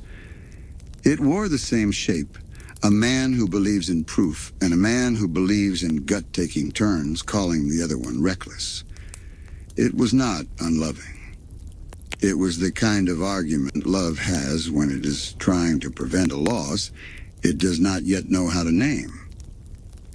The machine did not care about any of that. Machines do not have opinions. They have conditions. The conditions were met. Numbers gathered at the line they had been promised. A tone in the room retuned itself a half-step brighter. The circle of light did the thing circles of light do when math and will cooperate. It opened like a pupil. Gravity, which is the quietest authority in any room, made a suggestion. Things listened. Paper leaned toward the ring as if to be read. A loose tool scooted a polite inch. The floor remembered that it is a slope if you are small enough to feel it. Stan reached for a lever the way a man reaches for a child stepping too close to a street. Stanford reached for Stan. Hands met not as fists, but as arguments. They struggled not against each other so much as against the way time tightens when you most need it to relax. One foot slipped on a mark of caution tape that had lifted at the corner. One shoulder glanced against a panel that had been labeled but not brace for the kind of force only family can apply. For a second, the room made a sound like an apology. The circle brightened. Not angry, not triumphant, only sure. Air went where air had not been invited. Light pulled as if it had a job elsewhere. Stanford lost balance the way all of us do when what we love most is behind us, and what we have chosen is in front of us. He reached for whatever was closest. It was his brother. Hands brushed. They did not hold. Not long enough. The fall was not far. It was not down. It was through. He went the way a key goes when it finally finds the lock it was cut for. Silence returned the way silence always returns, immediately, and then slowly. The ring closed its eye. The machine yawned once and decided to pretend nothing had happened. Stanley stood in a room that had made an absence out of a person and into an assignment. He did not shout. He did not cry. He did not break things because breaking things would have let the room feel like it had won. He looked around until his looking turned into a plan.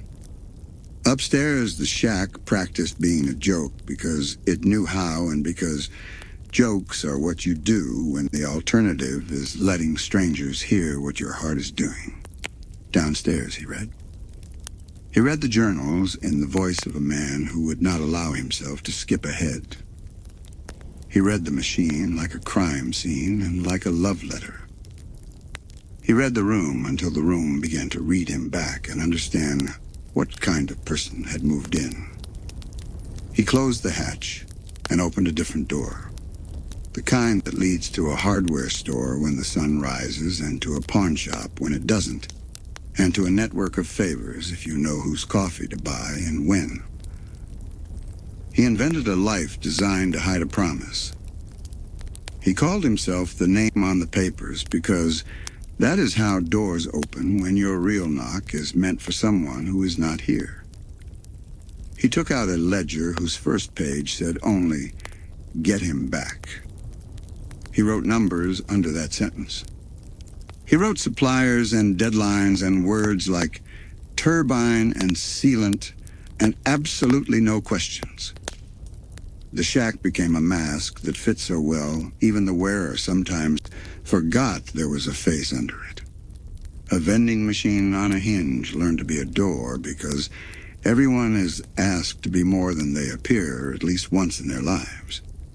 Tourists began to arrive, which solved problems paper cannot solve and caused problems only jokes can fix.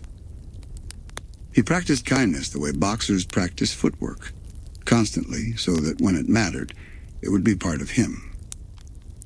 He practiced roughness the way guards practice closing time, just enough to move people along when moving along was the safest thing. He practiced lying without losing track of the truth. He paid the town for its silence by giving it something better than the truth to talk about. A mystery that didn't hurt anybody and did very good business.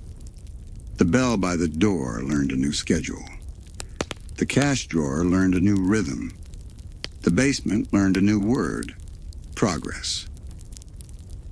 At night, when the jokes were off their feet and counting tips, he went down the stairs and set his hands to work. Metal agreed to be moved. Math agreed to be learned. Patience agreed to be a kind of love. He waited in the only honest way a person can wait, by building the future he wanted to step into when waiting ended. Microhook. Summer approaches on the calendar like a soft drum. A pair of twins will soon climb an attic ladder, and a hand will find a book that has been practicing being found. The bus entered the valley with its usual sigh, as if surprised again that valleys are made to hold things. From its windows, trees looked like walls learning to be welcoming. The bell tower looked like it remembered their names already. Two kids pressed forward in their seats, the way people do when the idea of a place arrives, half a second before the place itself. They were not nervous. They were ready in the open-faced way you can only be ready when you do not yet know which parts of yourself a summer will ask you to use. The shack stood exactly where it needed to stand, which is to say, at the edge between you are still on the road and you have arrived. Its sign grinned. Its porch creaked a hello that had learned how to be friendly even to people who did not yet deserve it. Stan, wearing his role like a suit that fit better every year, met them with a joke he had tested and a hug he had not.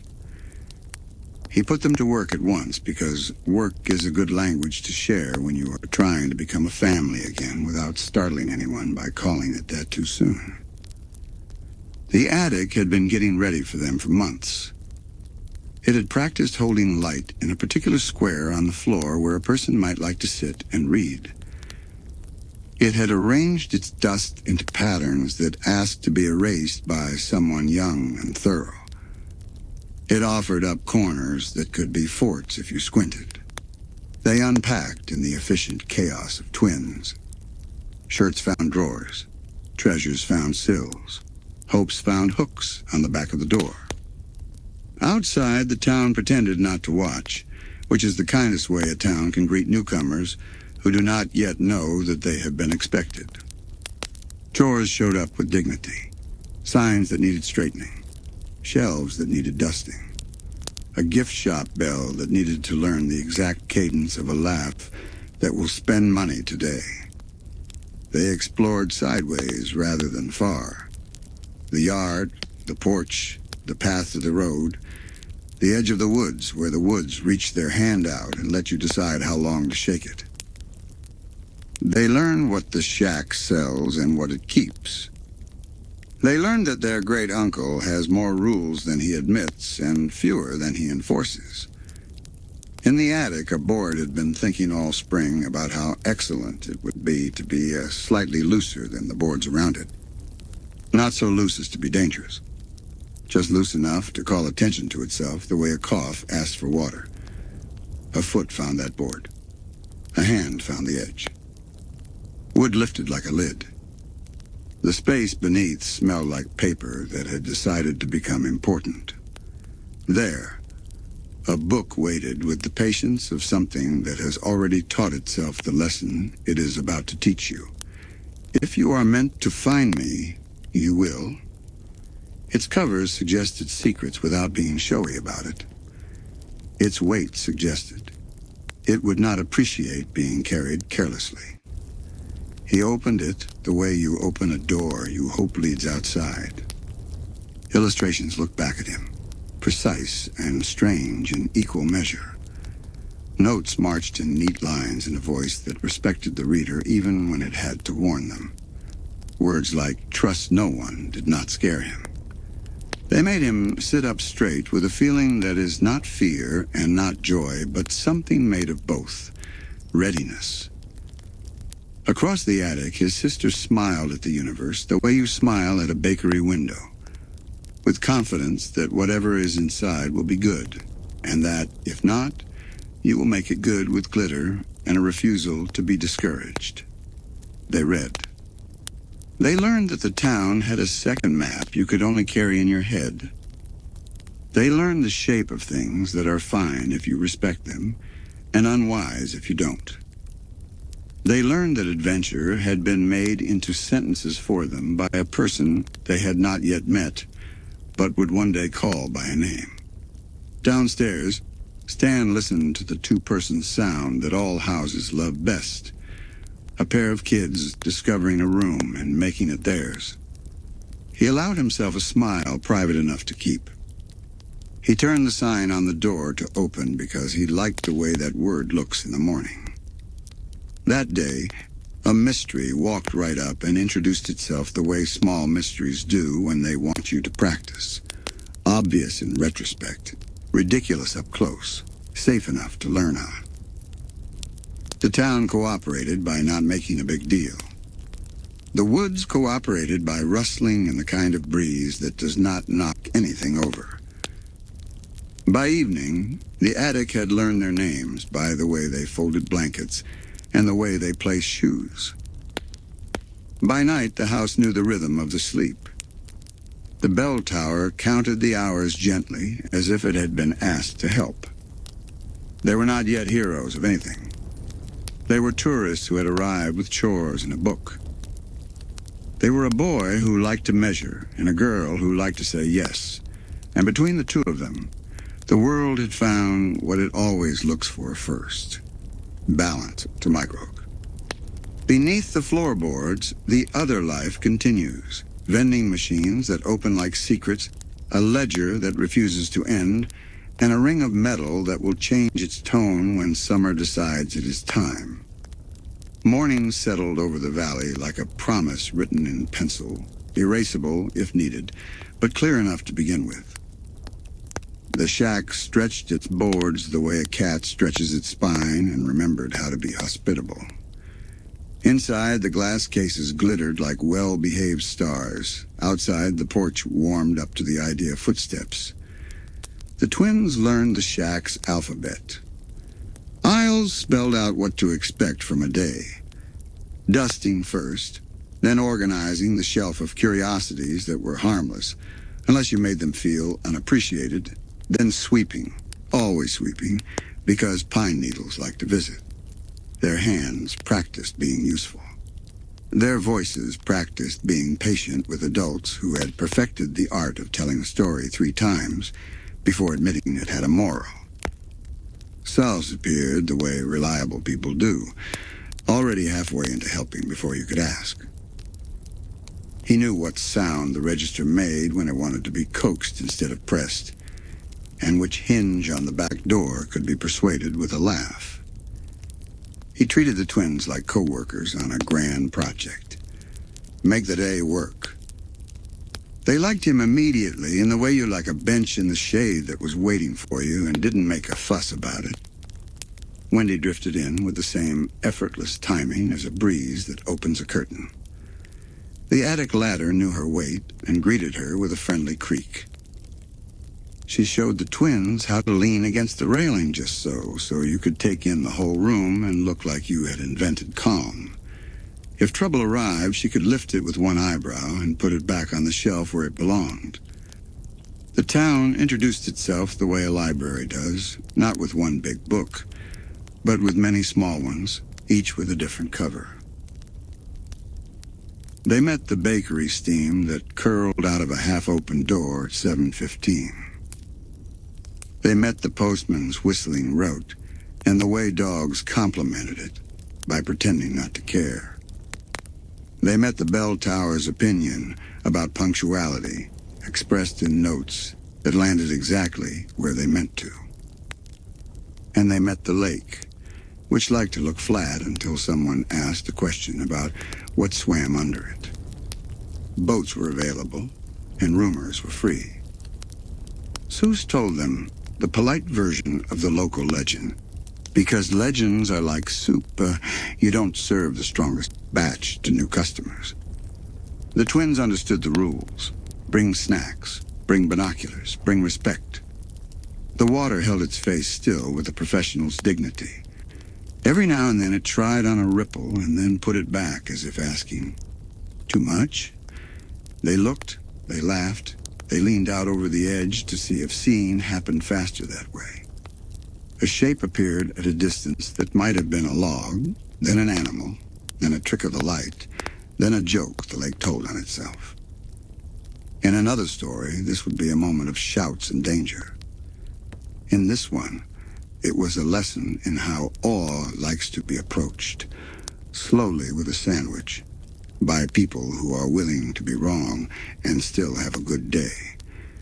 The camera clicked. The sun glanced off the water in a language no one minded not knowing. Back at the shack, the souvenirs were rearranged to reflect the day's research. Rubberfish near the authentic lake monster sightings pamphlets. A polite sign explaining that refunds were not a thing, but store credit was, because kindness is a better policy than money anyway. Stan watched the twins consult the journal by the register and pretended not to be proud. He rang up purchases with the precision of a man who could do math in every currency except regret.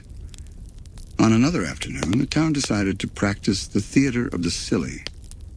Wax figures were involved because wax figures always are when you need a laugh that can also hold a clue.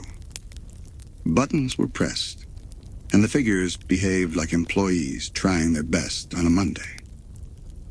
Someone noticed something that didn't match the catalog card. Someone else noticed a shadow that forgot to be attached to its owner.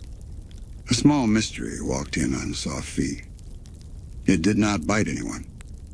It allowed itself to be noticed, then solved, then tidied up with the kind of triumph that looks like relief. The twins learned they were good at this, not the defeating of things, but the listening to them. Every oddity has a reason, and reasons like it when you ask their names. The journal kept finding ways to be exactly where it needed to be. On the attic floor, on a stump by the river, on a counter next to a cup that said, "World's Best Boss" in marker handwriting that couldn't quite commit to the joke. Each page felt like a handrail on a staircase they were building while climbing. When evening came, they returned to the attic with the kind of tired that loves a pillow and adores a plan for tomorrow. They wrote their own notes beside the author's, careful to be humble guests in a book that had seen more than they had. They did not know it yet, but they were learning the town's language. Observation as gratitude. Downstairs, Stan flipped the sign to "closed" with a flourish that suggested he had invented the concept. He checked doors, counted, hummed a song that sounded like memory but kept its lyrics to itself. He paused at the vending machine and told it, in the way you tell a secret to an old friend, another day closer. The night settled in. Crickets rehearsed. Stars punched their holes in the dark fabric of the sky and shone through like lamps in the rooms above a quiet street. Microhook. The house will wake tomorrow and practice being a home. A plan will practice being a family. And step by step, the distance between those two ideas will shorten until you can't slide even a bookmark between them. Morning routines are the most honest promises a house makes. The kettle begins without being asked. The stairs creak in places you learn to skip out of courtesy. A window admits a rectangle of sun that lands exactly where the table hopes it will. Stan had rules. Not the strict kind that break you, the steady kind that hold you up. Open on time. Count the drawer. Call it a souvenir, not junk, even when it is both. Protect the kids with jokes first, with stubbornness second, and, if necessary, with the sort of glare that causes unkindness, to check its schedule and realize it has somewhere else to be. So's brought fixes before problems knew they needed fixing. He replaced a hinge and the day swung easier. He rewired a lamp and the room remembered what warm meant. He taught the twins the art of try this first. Jiggle, tap, turn it off and on. Rituals that soothe the temper of small machines and sometimes people. Wendy took inventory in the way only a calm person can, counting softly, hum counting, making columns on a clipboard that said, "Everything is here," even when the numbers didn't agree, because control is less a state and more a tone of voice. When customers got loud, she adjusted the volume on the room without touching a dial. When the twins got tangled, she cut the knot by naming the simplest next step, lunch. In the attic, the twins built a museum of us. Ticket stubs earned spots on the corkboard beside feathers, and a bottle cap that claimed to have come from a different decade. A drawing of the shack, accurate except for the parts that mattered more in the heart, hung crooked on purpose because neatness isn't the only way to show respect. They ate at the counter sometimes, shoulders touching. They shared a language of gestures, the fork tap that meant, tell me everything. The napkin fold that meant, I'm listening. The smile that meant, you're right, but I'll let you say it. Between chores and small adventures, there was the glue of nothing special. Sweeping pine needles into a pile that looked like a small green mountain. Helping a kid pick a postcard, then quietly grabbing the slightly nicer one from the back and slipping it into the bag, because small upgrades are their own kind of magic. Learning which step squeaked argument and which step sighed agreement. At night, when the shop lights gave the room back to the furniture, the family part of the day began in earnest. Suze stayed longer than he had to. Nobody mentioned it. Everybody liked that he did. Wendy sat on the counter like a cat who had been invited to own the place. Stan told stories with the rhythm of a man who had learned that pauses are the part that makes the rest true. The twins leaned in. They didn't memorize the details. They didn't need to. They memorized the way belonging sounds when someone is brave enough to say it aloud. When sleep came, it came easy. Beds accepted them like decisions that had already been made. The attic counted their breaths and knew when to hold its boards still. Dreams stayed friendly. Even the strange ones were house-trained. The days stacked this way, quietly, reliably, and what might have been a summer job became a summer home without anyone needing to point at the moment it happened. You know it has happened when people bring each other things they didn't ask for. A glass of water, a sweater, a story saved since noon because it wanted the whole group to hear it. On a morning that had nothing particularly special stamped on it, the shack received a box from a supplier who labeled everything in capital letters, as if the world needed to be reminded it could be excited. Stan opened it with a pocket knife and a flourish. Inside, a set of novelty magnets shaped like emojis, and one actual industrial magnet that had gotten into the order by accident or fate, or a clerk with an excellent sense of humor. It was heavier than it looked. It held onto a nail like the nail was a friend it hadn't seen since childhood. Dipper tried it on the vending machine because of course he did. Nothing happened, which is a statement with an ellipsis at the end in a town like this. He made a note anyway. Magnet strong, VM stubborn. Mabel stuck one of the emoji magnets on Sue's toolbox as a promotion and declared him director of whatevers. Seuss took the title seriously and wore it like a badge. The bell by the door ushered in ordinary customers with ordinary needs. A couple from the city wanted to buy an argument they'd been having. He thought the shack was a scam. She thought it was charming, and left with a plush raccoon and a truce. A child wanted to know if the postcards were real. The twins told her they were, and for good measure, made sure one blew a tiny sprinkle of glitter when you shook it. Magic, like kindness, doesn't have to be big to work. Evenings stretched a little longer as the days got warmer. The family lingered on the porch, watching the kind of sunset that makes you believe in color again. Stan pretended to complain about mosquitoes and did the math on repairs in his head. Seuss told the story of the time a soda machine had fallen in love with him. We're just friends now, but it's complicated. Wendy explained the art of a perfect summer nap. Location, angle, and a hat pulled down just so. In the attic. Later, while the house cooled and the town sighed, Dipper traced the drawing in the journal with one finger. He wasn't trying to memorize it. His brain was already ahead of him. He was trying to say thank you in the only language a page understands, attention. Across from him, Mabel had started a list of everyone in town she would knit a sweater for and what picture should go on it.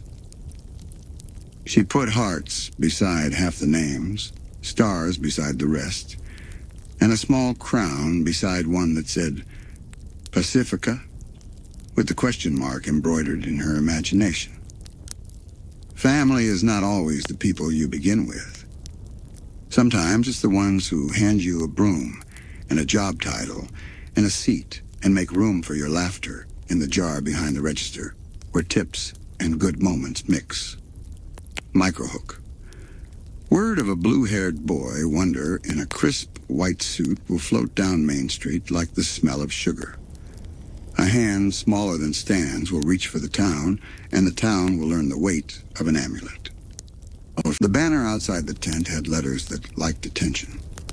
They curled, they shone, they promised while pretending not to. Underneath, a stage waited in the way stages do, ready to make a person seem larger than the person actually is, which is a service many people like to pay for. Gideon Gleeful stepped into the light like a coin notched for flipping. He was small in the way dynamite is small. His smile worked hard. His hair obeyed him perfectly, which is hard on hair. The town was polite. It gave him its attention, at first because it was curious, then because he took it. Some clapped because they were impressed. Some clapped because clapping is what you do when someone lands a trick. Some clapped because not clapping felt like a choice with consequences. On his chest, an amulet gleamed with the gravity of something that remembered it used to be part of a larger thing. When he touched it, the air in the tent adjusted its posture.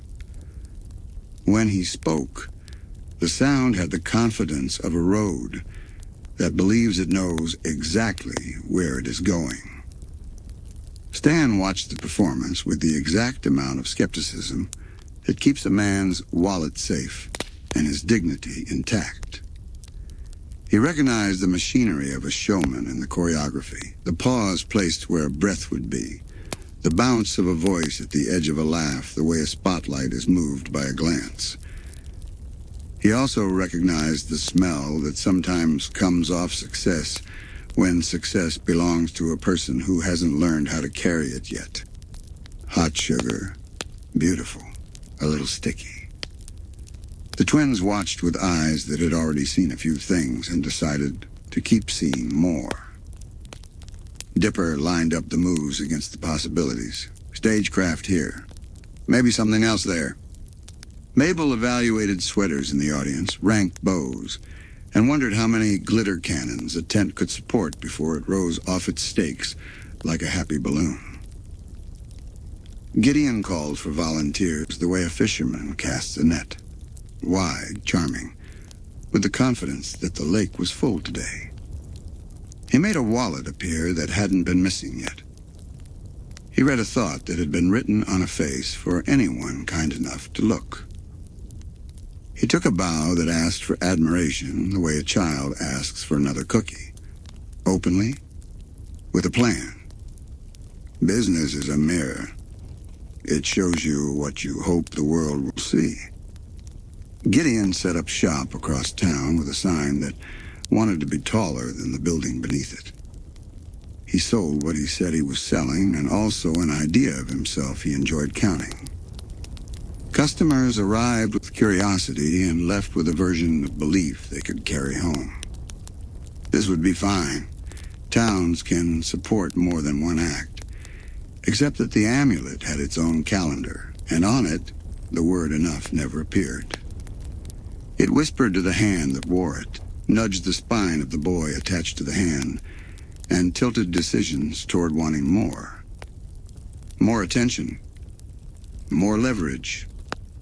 More proof that he could move the town around like furniture and call it interior design. He targeted the shack because mountains notice mountains, even when one is taller. He targeted Stan because you learn quickly that taking down the loudest laugh in a room gives your echo somewhere nice to bounce. He targeted the twins because he mistook kindness for weakness, which is a common and expensive mistake. Contracts appeared. Paper does what it's told. This is both its virtue and its flaw.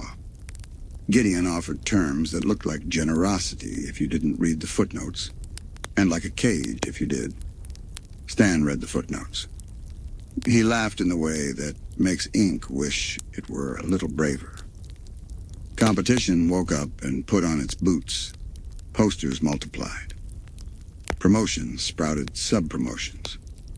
The town ate popcorn and watched, the way towns have always enjoyed a polite rivalry when the weather is good and the stakes, at first, appear to be bragging rights and the price of a snow globe. Under the surface, the amulet tightened its grip by doing the thing power always does when it is allowed to be your personality. It turned Gideon's want into a weight he could not set down even to sleep. His jokes got sharper. His smiles got shinier. His interest in no became academic. The twins learned about lines, how to draw them on the ground and in the air and around your heart. They learned that you can be kind and you can say, stop, and these are not opposite decisions. They learned that some problems are solved not by winning, but by refusing to play a game that was rigged at the rule-writing stage. The town kept its manners, but began to choose with its feet. The shack survived on stubbornness, and the kind of show that rewards curiosity instead of telling it what to clap for. Gideon's tent flourished on spectacle and a mirror that only showed one face. In the evening, when the bell tower announced that it loved everyone enough to make them go home, the streets returned to their favorite noise: crickets, distant laughter, the occasional raccoon conducting serious business in the alley. Stan locked up with a sigh that kept its shoulders back. He checked the vending machine without looking like he was checking the vending machine. He told the ledger, "We are not a story that ends like this." Across town, Gideon counted. Numbers, yes. But also hands, heads, column inches, favors owed. He polished the amulet without needing to touch it, the way people polish what they think makes them them. The audience, dear and honest, did what audiences do. They went where the night felt most like a night they wanted to remember. Some found themselves back at the shack anyway, buying the kind of odd little thing you find in a pocket a year later and smile at without remembering why. Microhook. In the quiet between rivalry and resolution, a different lesson puts on its shoes, about time, and edits, and a small, determined pig who will join a family as if she had always been looking for it. Time arrived one afternoon in a suit borrowed from convenience, a device, a mistake, a second chance that looked exactly like what you wanted until you held it and realized all second chances weigh the same as first ones, just more awkward to carry. Blendon was the kind of visitor the town recognizes even when he thinks he is invisible. From elsewhere, meaning well, believing rules will behave because they were written neatly.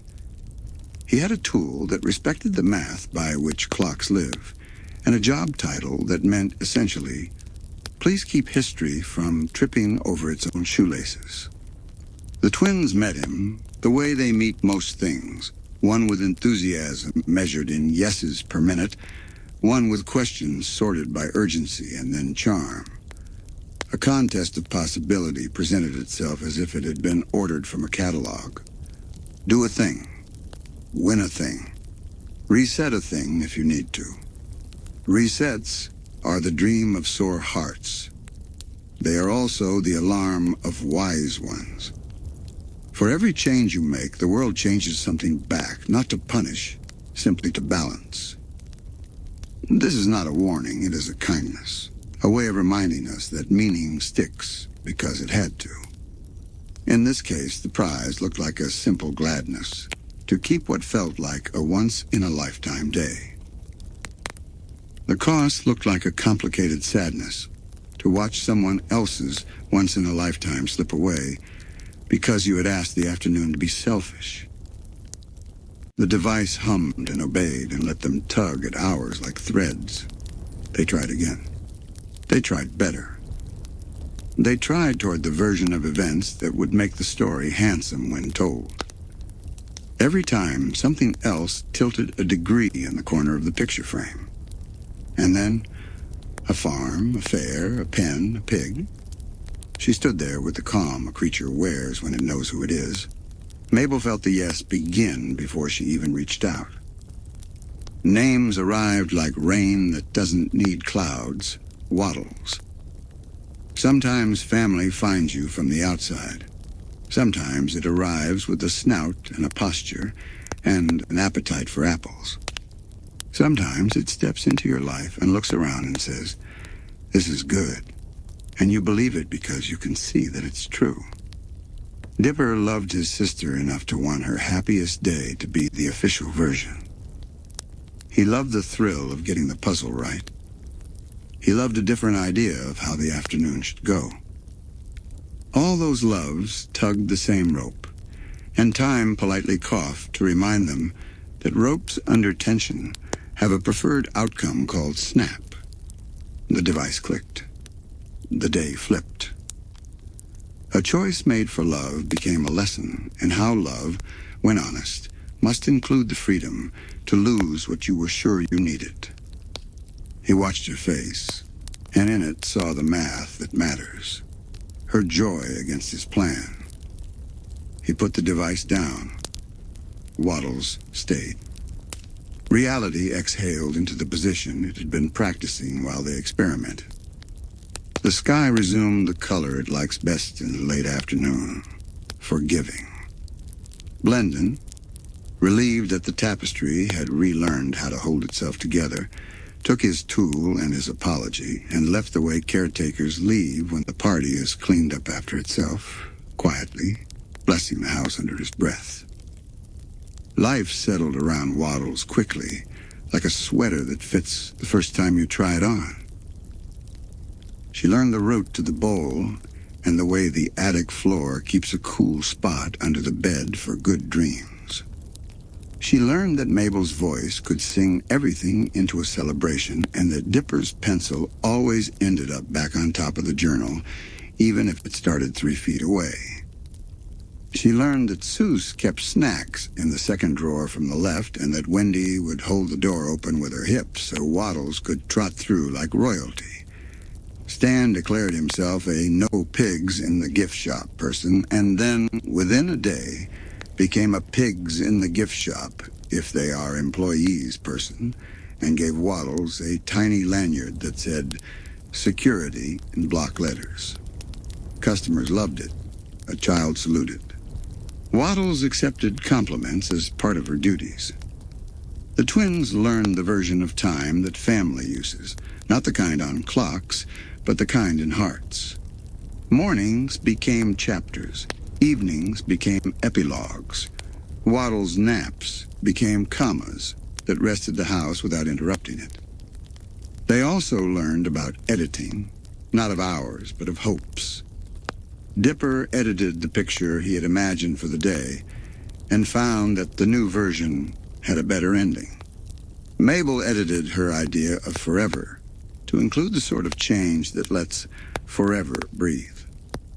Together, they edited the definition of winning. The journal's entry for the day stayed the same length, but told a richer story when read aloud later. Observation: time travel is possible. Conclusion: kindness is preferable. Addendum: Waddles likes beets. Avoid purple carpets. At night, with the house settling and the town's streetlights practicing their halos, the family drifted into the quiet places families trust. Sue sent a text that was a picture of a hot dog but meant good night. Wendy propped a broom in a corner and told it to hold the fort. Stan counted the drawer, then counted the little unexpected joys of the day, and found their number higher. The twins set the device far away from reach and slept, knowing they did not want it anymore. Time, pleased to be returned to itself, smoothed its shirt and went back to work. It would bring other things, discoveries, disagreements, a countdown nobody knew to start yet. For now, it brought a pig and kept her. Microhook. Beneath the attic, deeper than the vending machine door, the bunker's hatch waits. The woods listen. And a signal, older than summer, newer than midnight, begins to call two children toward a circle of light and a room of answers they're finally ready to enter. The clue did not shout. It clicked. A small, satisfied sound from a place that had been waiting years to be asked the right question. In the gift shop, there are objects that pretend to be answers and objects that pretend to be jokes. This one was neither. It was a button that had learned patience. A bookshelf sighed and moved as if remembering how to be a door. Behind it, a corridor cooled the air. Concrete held its breath the way good secrets do. The twins stood together the way people stand when they know the next step is not just a step, but a sentence. Seuss came because some doors should be opened with a friend who knows how hinges think. He carried a flashlight and an attitude that could be mistaken for bravery, but was actually loyalty, which is braver. The stairs down were well built and well used. The kind of steps you make when you plan to keep coming back. They went one at a time, letting the space learn their names at a pace that felt respectful. At the bottom, a room waited that had been made by hands that loved both caution and wonder. Tables were arranged as if they were thinking. Shelves stood at attention. On a wall, there was a map made of lines and red string, and the quiet confidence that patterns exist even when they are shy. The air smelled like metal that has told the truth for a long time. Dipper touched nothing for a while. He looked. Looking is a kind of gratitude. He saw how tools had been put back where they belonged, how notes had been stacked with gentleness, how the room trusted the person who would return next. Mabel walked the perimeter the way an artist walks a new canvas, not to judge, but to listen. She found a mug with a crack that had been mended carefully, a sweater draped on a chair as if someone planned to stand up for just 1 second and then never did, a pencil worn down to the kind of stub that means I kept going. Seuss checked the lights and found switches that glowed with the soft confidence of backup systems. He spoke to the generator like a coach encouraging a team that had already won but needed to hear it anyway. The generator agreed to cooperate with the noble humility of machines that like being useful. There were journals down here. One so familiar it felt like a greeting, others missing, as if out on an errand. There were pages with diagrams that looked like prayers written to the future. There were cages that seemed made for questions rather than animals. Doors that felt more like commas than periods. Signs whose warnings were phrased as favors. Please don't. Please do. Please read first. Somewhere in the room, a camera watched them with the friendly suspicion of a guard dog who has been told that children are allies. It blinked once, a tiny acknowledgement. I see you. They waved. It felt right to wave. A hatch off to the side led to a tunnel whose walls had learned the habit of echoing in the softest possible way. They did not go far. This was not a day for distance. This was a day for arrival. On a table, a metal cylinder lay in a cradle as if it were important to keep it from rolling away even in its sleep. Dipper looked at the inscriptions and felt the pleasant ache of almost understanding. Mabel named the cylinder Roly-Poly, and then immediately wrote working title in her head because names should get a chance to grow into themselves. There was also a door that would not open. Not with hands. Not with manners. It wanted a word. A true one. The room had a shape that told a story. A person built this. A person who lived here for long days and longer nights. A person who wrote in ink that did not hurry. A person who had loved this town enough to study it like a friend's face. Dipper's chest found that quiet kind of pride that happens when the picture in your head steps out of the frame and nods at you. The author was not an idea anymore. The author was a history. And history leaves fingerprints if you know how to dust for them. He tried the door again. He talked to it softly, the way you talk to a stubborn jar lid. He tried a few likely names. They weren't wrong, they just weren't right. The room did not mind. Rooms like this understand patience the way rivers understand curves. They document it. Sue's measured the corridor because measuring is how he says, I care. Mabel sketched the room because drawing is how she says, I remember. Dipper copied a symbol because copying is how he says, teach me. Upstairs, the shack performed its daytime job with grace. Belle laughed, changing the drawer, and did not betray the staircase that had gone very slightly warm from footsteps. At lunch, they took their sandwiches down and ate slowly, letting the bunker learn the smell of mustard and the sound of a good story told with the mouth half full. They told jokes that stayed close to the floor and didn't echo too much. They said wow out loud several times because some days deserved that word to be spoken. They left as they had come, carefully, gratefully, with a promise to return. They put everything back where they had found it, even the air, which is hard to put back but easy to leave well. In the attic that night, a different kind of quiet arrived. Not the quiet of tired feet. The quiet of a question that knows it will be answered soon. Stan locked up as usual. He paused as usual, one extra heartbeat in front of the vending machine.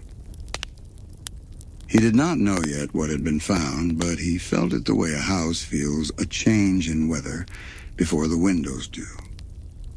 Microhook. The locked door will wait without impatience. The town will hum at its ordinary frequency, and under everything, a name will begin to gather itself like rain, deciding to become a river. Some towns write their rules down and put them in a drawer. Some towns stitch them into the way neighbors say hello. In Gravity Falls, the rule about what to do with the unexplainable had been passed hand to hand like a casserole. You take a portion, you leave a portion, and you don't ask for the recipe out loud. The twins began to notice a pattern gentler than a conspiracy and stronger than a habit. Oddness would bloom like a night flower and then by morning wilt as if it had never been. A storefront would show a window that could not possibly reflect that way. The next day, the glass would be just glass, and the shopkeeper would be just tired. People forget, someone said kindly at the diner, stirring coffee. It's healthier, someone else added, folding a napkin along an old crease. Healthy is a good word. It can hide a lot. There were flyers that announced meetings about community well-being in a tone that tried not to be secretive and succeeded just enough. There were smiles that said, we're doing our best, and eyes that said, it's heavy to carry alone. The twins followed the way you follow a melody at dusk. Nod nose to ground. Head up, listening for the next note. What they found did not wear cloaks. It wore good intentions and sensible shoes. A group of neighbors had built themselves a ritual that turned the sharpest stories into smooth pebbles you could keep in your pocket without cutting your hand. A chair, a light, a device with the manner of a lamp and the ambition of a broom. Memories went in scowling and came out polite. There was mercy here, the kind that grows when people cannot afford to be frightened and still pay their bills. There was also sadness, The kind that grows when people tidy away the very things that might have made them brave if they had learned the right way to look at them. Dipper watched and understood the math. If you subtract enough, you end up with 0, even if all your subtractions feel small at the time. Mabel watched and understood the heart. If you sand down every splinter, you lose the grain that makes the wood itself. And then there was McGucket. He had been a roomer at the edge of town life, a man whose laughter had rusted, who built machines that acted like lost dogs trying to please. Here, in this room, under this light, his story shook itself awake. Memories came back. Not like thunder, no, nothing here was that loud. More like old photographs sliding out from behind newer ones in a drawer. A workshop. A partnership.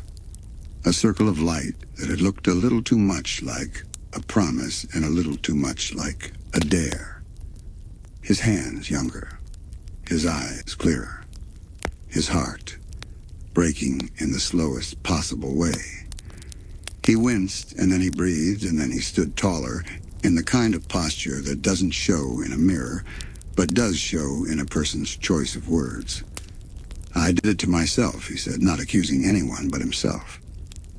I asked to forget because I thought forgetting was gentler than knowing. Turns out you can misplace yourself one polite afternoon at a time. The device was set aside with respect. The room turned its light down a notch as if embarrassed. The twins did not scold the town. They did not scold anyone. They were young, but they understood how hard it is to run a business and raise a child and keep the weather out of your kitchen and still have courage left over for mysteries. They simply helped fold the chairs and thanked everyone for staying late. McGucket, changed by his own returning, found steadiness the way a person finds an old jacket at the back of a closet and puts it on and realizes it still fits. He brought to the bunker a memory he had kept safe under forgetfulness, a password written in a corner of his mind that even the kindest eraser missed. Back in the room with the locked door, they tried that word. It was simple. It was true. It was the kind of word that unlocks because it describes the lock. The door opened in the way doors do when they are relieved to be asked properly. Inside, the room tone altered. Not louder, just more honest. A desk with a groove exactly where a hand had rested 1,000 times. A coat on a hook with the shoulder worn in the shape of the person who had put it there. A lamp that turned its light on and made the dust sparkle in a way that felt like applause. Journals. Here they were. Not all, but enough. Enough to give Dipper the feeling of reading a letter he had been writing to himself without realizing it. They did not cheer. They whispered. They did not grab. They reached with the care you use when you lift a sleeping cat. McGucket's throat made the sound of pride learning to be humble again. He stepped back. He let the twins stand at the desk. He had had his turn. Now it was theirs. In town, the society quietly retired a few chairs. They didn't disband, they had never formally banded. They simply chose to look a little longer at the odd things. To name them correctly when the naming wouldn't hurt. To share the weight, because shared weight is lighter. The bell tower rang at its regular times and once spontaneously, as if it had remembered something it wanted to say for years and finally said it. People looked up and smiled without knowing why. Microhook. On a stage made of cardboard and string, a shortcut will knock and offer applause in advance. A triangle will ask to borrow a hand, and trust will learn again why it likes to walk, not run. Ambition has many costumes. Sometimes it wears a lab coat. Sometimes it wears a glitter sweater. Today it wore felt. Mabel's idea arrived like a marching band that had practiced all week. Loud enough to be joyful, precise enough to be lovable. A sock puppet opera would put on stage what the heart knows: friendship, silliness, crescendos that end in hugs. She made sets out of cardboard that remembered being trees and happily became castles. She cut stars that would later stick to everything and didn't mind it. Dipper, meanwhile, had found the laptop under the floor and made a pact with his own persistence. Passwords are puzzles, and puzzles are invitations, and invitations deserve RSVP. He worked the problem carefully, the way a lockpicker loves locks, because they keep him honest. 2 projects, 1 attic. A lot of love, divided and yet not diminished. Even so, the hours felt shorter than they needed to be. There are days that teach you how heavy the word almost can get. Mabel's rehearsal almost landed. Dipper's password almost surrendered. Sleep almost arrived. A visitor in the mind stepped into the scene with the timing of someone who has been listening through the wall. He wore helpfulness like a suit pressed to perfection. He offered assistance the way you offer umbrella shade to someone standing in drizzle, so reasonable that the person forgets to ask what storm is blowing in from the horizon. Mabel needed a partner who could hit a high note and not drop her at the lift. Dipper needed a key cut by hands that knew the wording of the lock. The visitor offered both. A voice for the opera, a solution for the code. 2 gifts wrapped in 1 smile. Bill was careful. He did not barge in. He asked to be invited. Consent matters to creatures that like contracts. Mabel, running low on minutes and glitter and sleep, said yes to the voice. Dipper, running high on stubborn and caffeine and love for the person across the room, said yes to an assist in the shape of insight. Help arrived. It sang. It typed. It moved like a ballet that had learned to hide its strain. But help that comes too easily sometimes reaches past the thing you need and takes something you didn't agree to lend. A hand, a glance, a part of a person that counts as them. Mabel's stage lit like morning. The crowd gathered and felt merry. Her heart ballooned the way hearts should in theaters. But backstage, the edges of her plan frayed in a way she could not quite see and could fully feel. Dipper's screen bloomed with answers that did not feel earned. The cursor moved like a friend who finishes your sentences and then changes your meaning with a comma you didn't want. The laptop greeted him with a door that swung wide, and room beyond that smelled like the kind of victory you don't tell your sister about because you promised to save the best story for her. The visitor's price was not money. It was time. Not an hour. Not a day. The kind of time that lives in a single decision you would have made differently if you had not been in a hurry.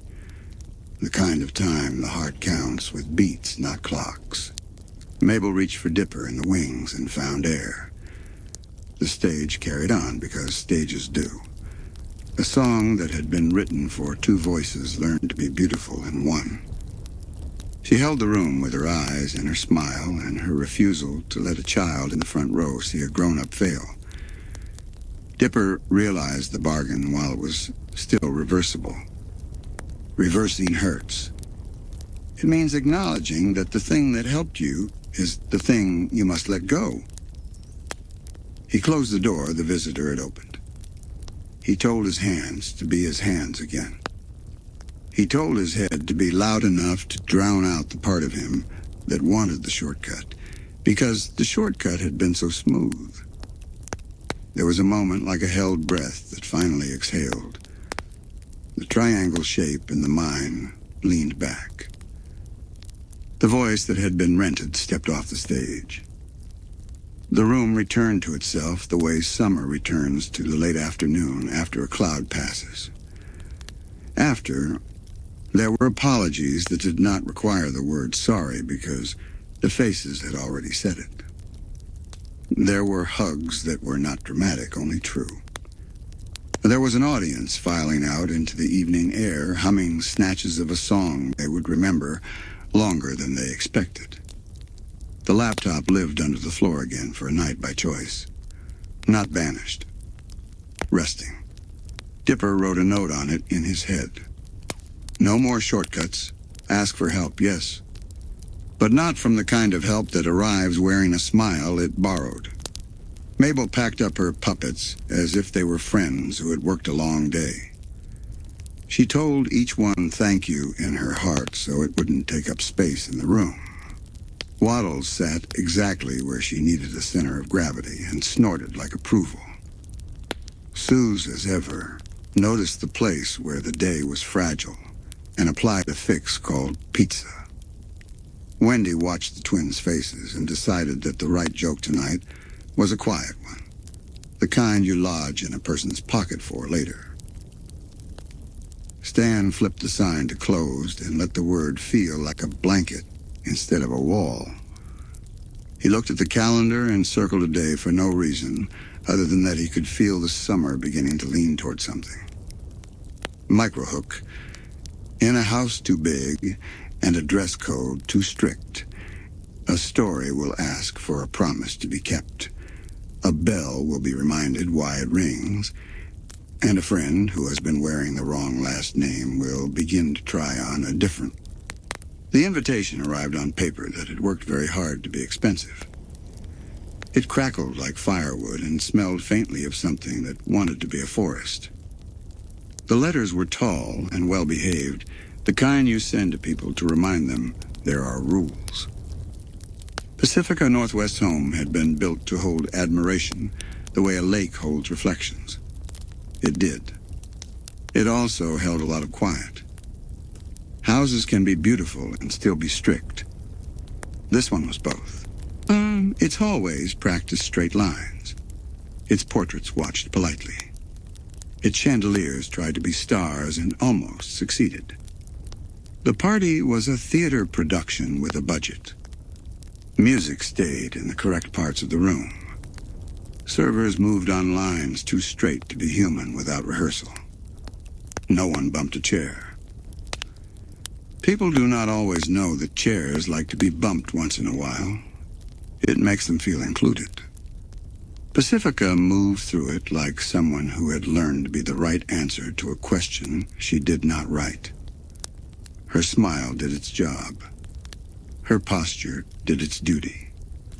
Her eyes kept track of exits because sometimes kindness is a door you must know how to find quickly. Mabel arrived like the first color after winter. She brought a sweater of courage and a belief that parties are for making everyone feel welcome, even if the party pretends otherwise. Dipper arrived with a journal in his pocket and a willingness to be impressed by architecture that had studied for this moment. There was a bell in this house that had not been rung properly in a long time. Bells know when they are being used for show. They prefer being used for truth. The walls remembered a promise broken a long time ago and had grown stiff from holding it. Promises like to become stories if you give them air. If you do not, they become stains only the heart can see. Strange things began to find their confidence. Paintings whispered to their frames. Halls rehearsed drafts of cold. Clocks compared their times and found none matched, which is unsettling for clocks. The twins did not accuse the house. They asked it questions. A house, even a strict one, will often answer a gentle question. Pacifica practiced believing that a rule could be bent without breaking a person. She practiced it in the smallest ways first. A step not quite in time, a laugh half a beat early, a thank you that sounded like it was for the person, not the performance. A story surfaced about a promise broken to a guest who had asked only for fairness and dignity. This house, built on pride, had chosen proof over mercy that day. The guest had left a task in the air, unfinished and waiting. Ring the bell with a true hand. Keep your word even when it is inconvenient. Set a clock back to humanity. It is not easy to be young and realize that the floor under your feet has been imagined by other people's mistakes. Pacifica felt the shift. She did not crumple. She straightened in the true way, not the trained way. There was a moment where fear tried to write the next page. It could have. Fear has good penmanship. But Mabel's voice arrived with a simple sentence. You can choose. Choice is a bell too. Pacifica chose. Not loudly.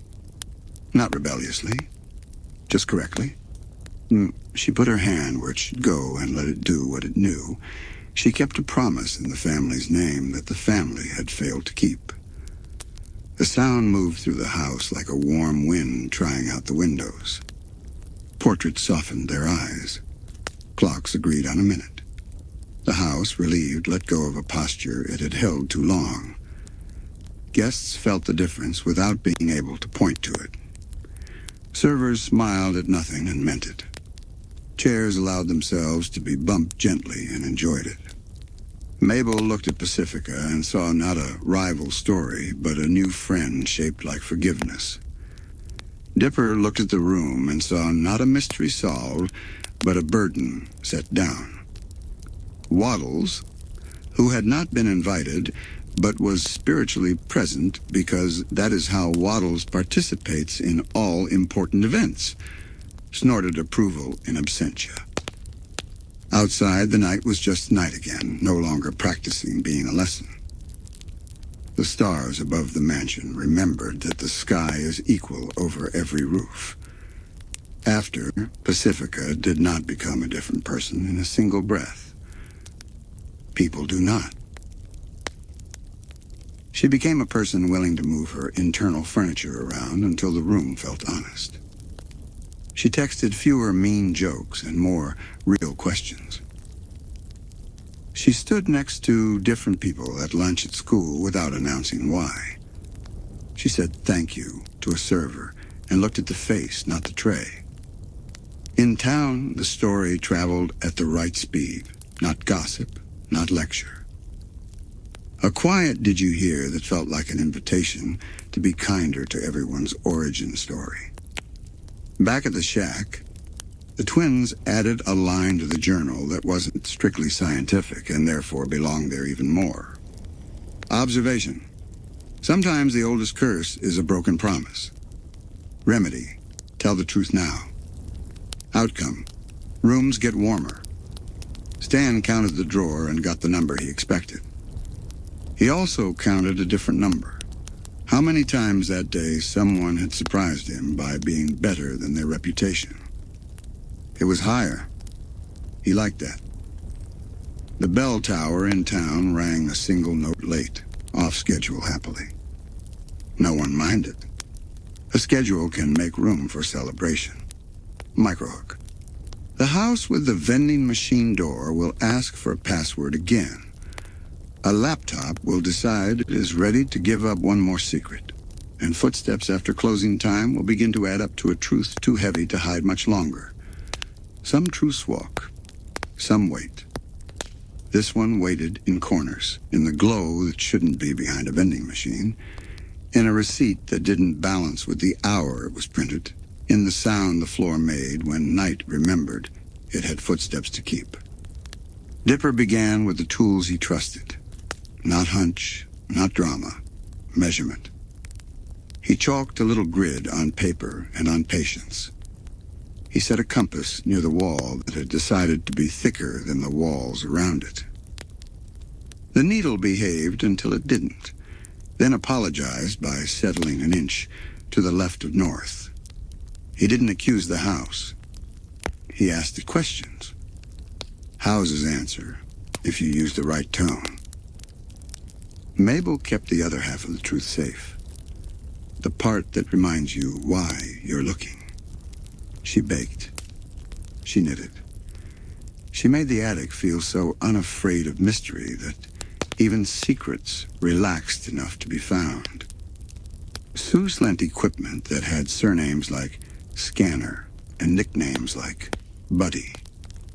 He wheeled in a case that opened like a magician's trunk and produced, in order, a thermal camera that preferred complements to calibration, a handheld EM meter that beeps only when it has something to say, and a small level that insisted the world is straighter than it feels.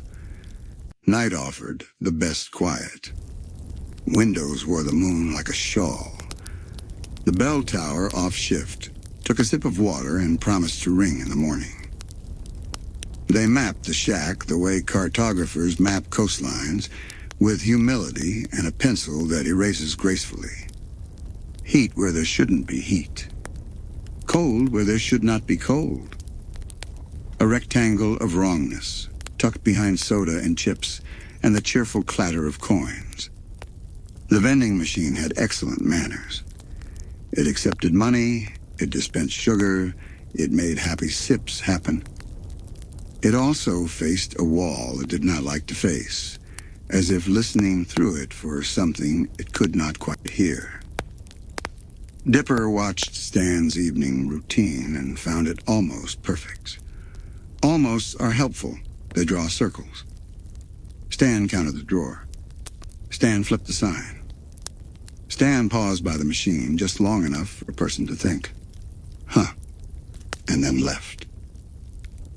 At 2 a.m, when even the crickets needed a minute, a low hum remembered itself under the floor and went back to bed. Dipper wrote the time down. He drew a small star beside it, not for excitement, but for, please notice me again if I return. Mabel, who can chart a person with the accuracy of a lighthouse, measured her brother. He was taller by worry, thinner by patience. She gave him a sweater with a pocket that said notes in glitter, and the pocket accepted his pencil like a handshake. She told him, we'll find the good version of this. He believed her because she usually travels with the good version in her bag. The journal cooperated. Invisible ink is never really invisible. It is just waiting for the right kind of light. A blacklight wand from the gift shop. Novelty by day, instrument by night. Ask the pages if they would like to say more. They did. Margins glowed. Arrows the color of midnight pointed at places on the shack's floor plan where the author had written so quietly you could hear it brighter than you could see it. There were annotations about a failsafe, about a passage, about an access that promised to only be an access if you meant it. There was a note that did not sign its name because the handwriting had already done that. They tried numbers. The register's code. The day the shack first opened. The day they arrived. Nothing. They tried the alphabet the way a child tries doorknobs. A 1, B, 2, C3. Combinations a vending machine believes in? No. They tried kindness. Please, Mabel said, her palm on the machine like a patient on a shoulder. Nothing moved, but something listened. Sue suggested the oldest password in the world. A person. Maybe the code is not a code, he said. Maybe it's a someone. He looked at Stan's hat on the peg by the door and at the initials inside it, which had argued with time and lost. Names matter to locks. They decide how a machine recognizes its family. They thought of one name than the other. They remembered that sometimes names are misfiled on purpose. They kept the thoughts quiet because thoughts this heavy like to be carried with both hands. The pattern returned in other places. A calendar circle that kept choosing the same day on its own. Receipts whose times added up to a rhythm only the basement could dance to. A trail of coffee rings that pointed innocently like the crop circles of a very tidy farmer. Mabel saved the mood with small holiday. She made the world's slowest parade around the shack, 3 people and 1 pig, and let Waddles be the marching band. She stuck star stickers on the map wherever the scanner had sighed. She wrote in the margin, not monsters, mysteries. The map looked happier afterward. And because wonder is not the opposite of caution, they built rules. No going alone. No going tired. No going angry. If we find a door, we tell the door who we are before we ask it what it is. They slept, and the shack learned their rules like a song. The next morning, the machine clicked once when no coin fell. Just once, like a throat clearing politely before a toast. If a vending machine can look at you, this one did. They stood in front of it with the simple courage of people who have prepared all the ways they will be kind to the future. Dipper reached for the keypad. Mabel rested a hand on his sleeve. Suze grinned the grin of a man who loves a hinge and wants to see it do its best. They typed the truest thing they knew that might also be a code. And the machine did what doors do when they've been waiting a very long time for the right knock. Microhook. Beyond the swing and the soft rush of air, steps angle downward. A hum remembers its part, and the summer's red-circled day begins to choose its hour. Morning pretended to be ordinary. It wore the shirt it always wears and poured the same kind of light through the window. Underneath, the day had its running shoes on. The door swung, the air changed, and there it was. The room that had been listening to the shack through a wall for years. Blue light behaved like a polite ocean. Consoles blinked at working speeds. A circle of metal stood very still in the way. Very large things are, still when they carry their own weather. Dipper took it in without moving. The way you look at a painting you cannot afford to breathe on. Mabel felt the gravity of it and leaned her weight on the trustworthy constant of her brother's sleeve. Saus let his eyes do the touching because his hands, usually happiest when busy, understood the ceremony of this stillness. They did the sensible thing first. They went back upstairs. They checked the door. They counted the minutes until the sign could honestly be flipped to closed again. They put a note under the register that said lunch in letters so large it scared away inquiries. Then they told the house softly, "We need the truth now." Houses are generous when you ask them like that. Stan arrived in the doorway the way weather arrives, fully, with its own plan. He knew before they spoke. He knew from the way the room measured them and from the way the vending machine held itself like a soldier at parade rest. His face did a lot, and then decided on one thing: tired love. He motioned them down. He did not lie. He did not flourish. He told them, in the steady voice of a man walking a beam over a drop, "You are going to hear a lot. Stay with me." They tried. They did well. They are good at trying. But the day is not a private place. The town had been collecting questions, and the pressure of them had to go somewhere. Agents had been noticing readings on instruments they didn't believe in when they graduated. Antennas had been turning their heads like curious dogs. A black car had parked where a shadow usually rests. Doors opened too quickly. Words were said too loudly.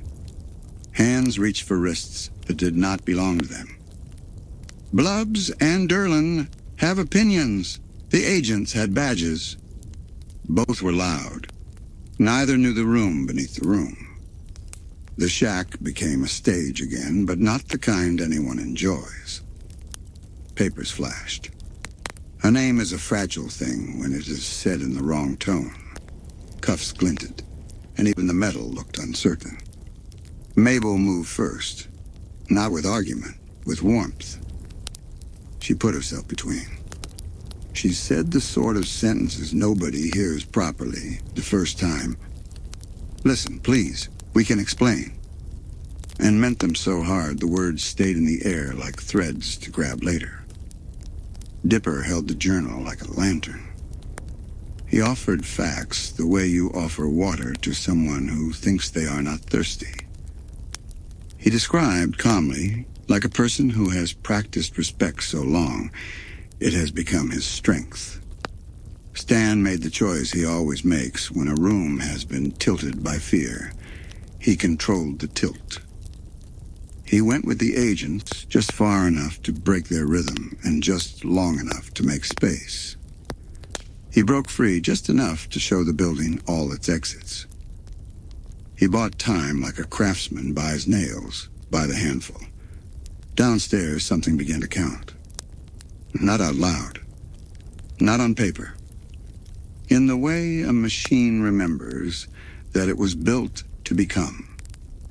Lights deepened into themselves. The circle took a breath. The floor learned the weight of the word now. The children ran because running was the only speed left that matched the moment. They reached the room at the same time the room reached itself. Screens shrugged off the blankness they use as manners and revealed numbers that had been practicing in secret. Don't is a good word. Stop is another. Wait is the one that sometimes works on people who are almost ready to hear it. They asked all three. They meant all three. Stan looked at them like a man looking into the faces of the reason he had learned to lie so well. I know, he said. And then, to the machine, with a hand that shook in that dignified way hands have when they are holding more history than bone is rated for. He didn't say yes. He said home. Upstairs, the agents argued with gravity and the layout of a gift shop that did not want to be a precinct. A shelf fell preemptively to create cover in case a person needed cover. A postcard carousel spun like a warning and then like applause. Downstairs, the hum turned into a note, and the note turned into a chord, and the chord turned into a door. Light is not gentle or cruel, it is only intense. It filled the ring. It made a shape of absence. It suggested a silhouette you could remember even before you had seen it. And then the thing every long promise wants happened. The shape in the light became a person in the room. Boots on floor. Air in chest. Weight the building had not carried in years. A man with a face that had practiced being alone in a posture built for duffel bags stood there and tried not to fall over under the pressure of being finally. Stan's mouth made a line like a bridge. Dipper's hand found Mabel's and held it like a fact. The machine powered down with the satisfied manners of an orchestra at the end of a movement. The author of the journal, the absent present ghost in all their days, stood in the room real as a clock.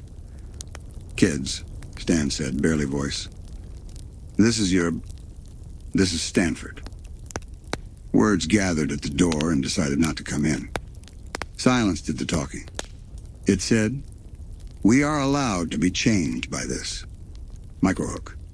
Upstairs, the bell by the gift shop door will ring for no one and for everyone.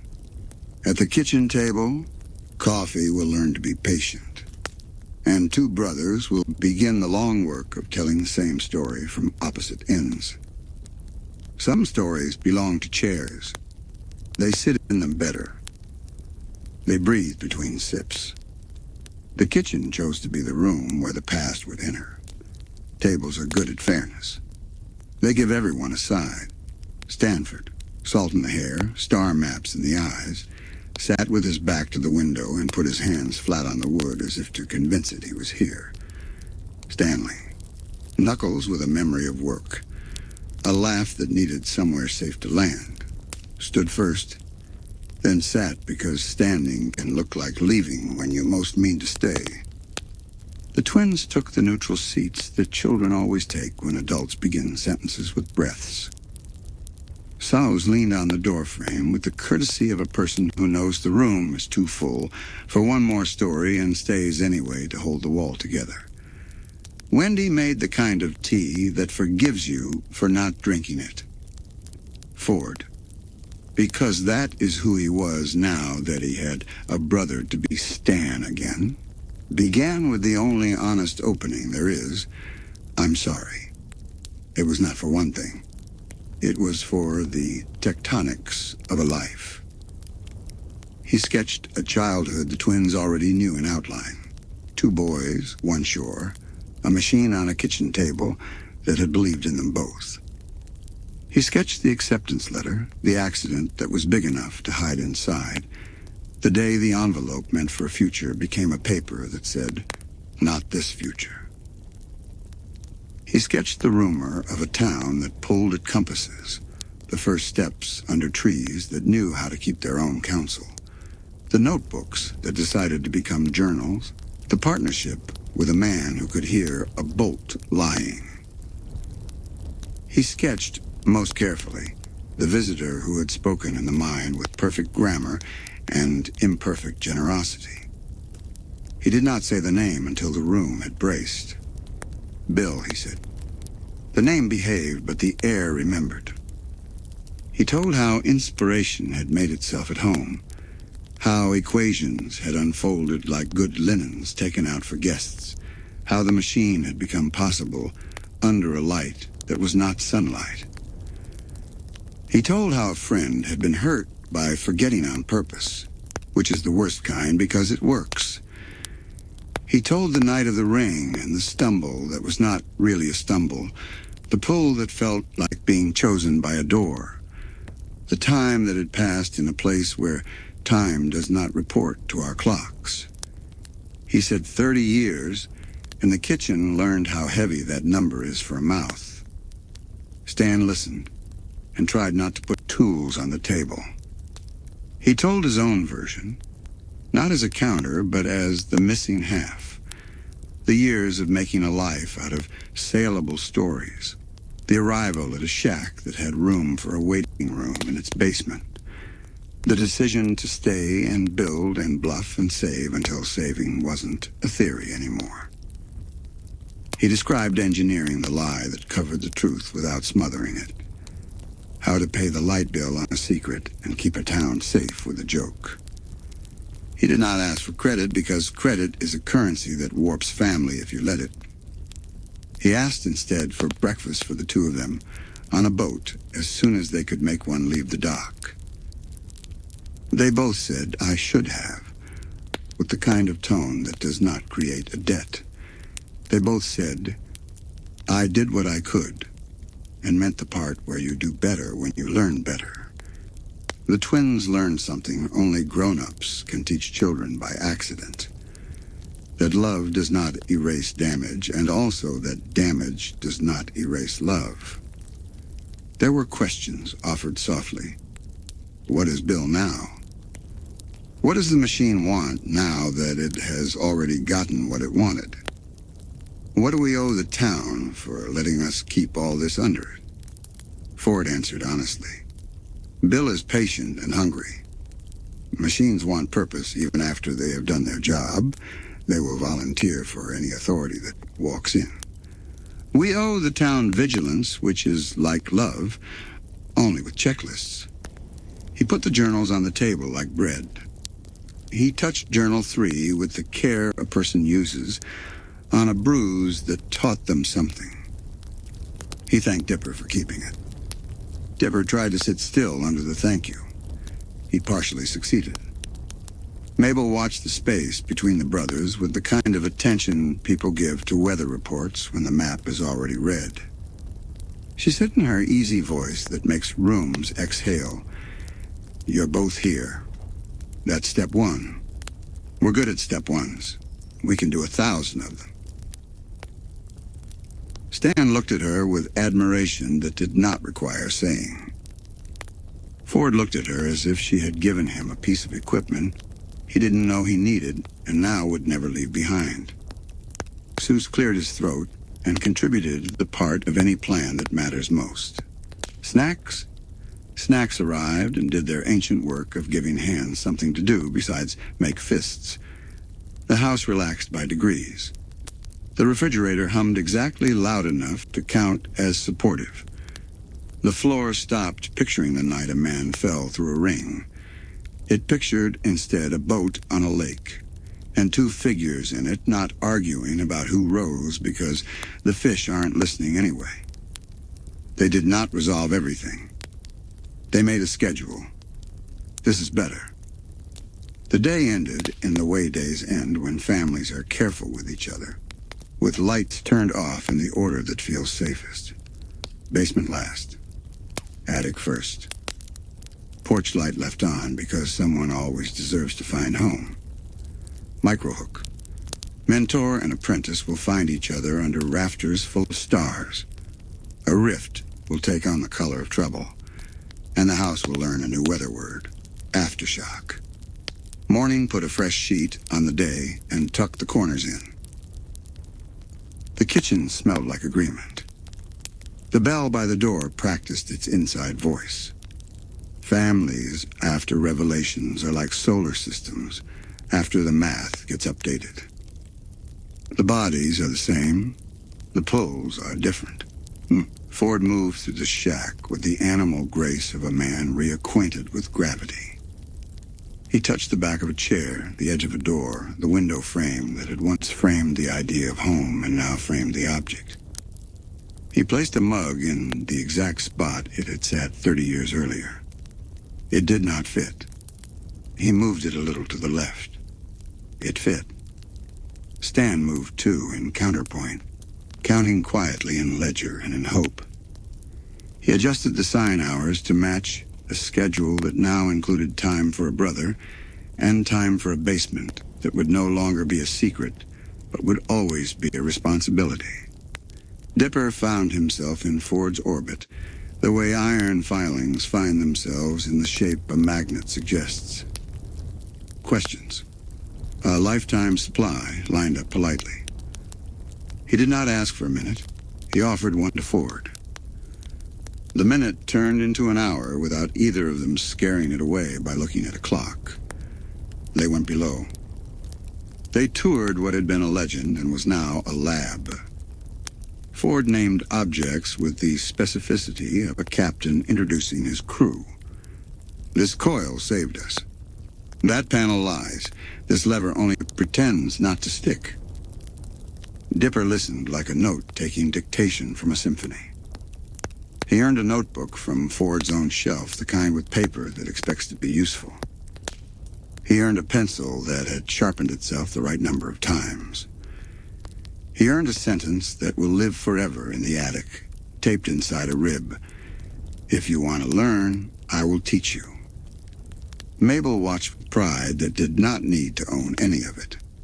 She set about keeping the shack stitched, craft supplies replenished, a welcome basket for new uncle, old room, a sign on the fridge that said, please label your leftovers in glitter because instructions land better when they sparkle.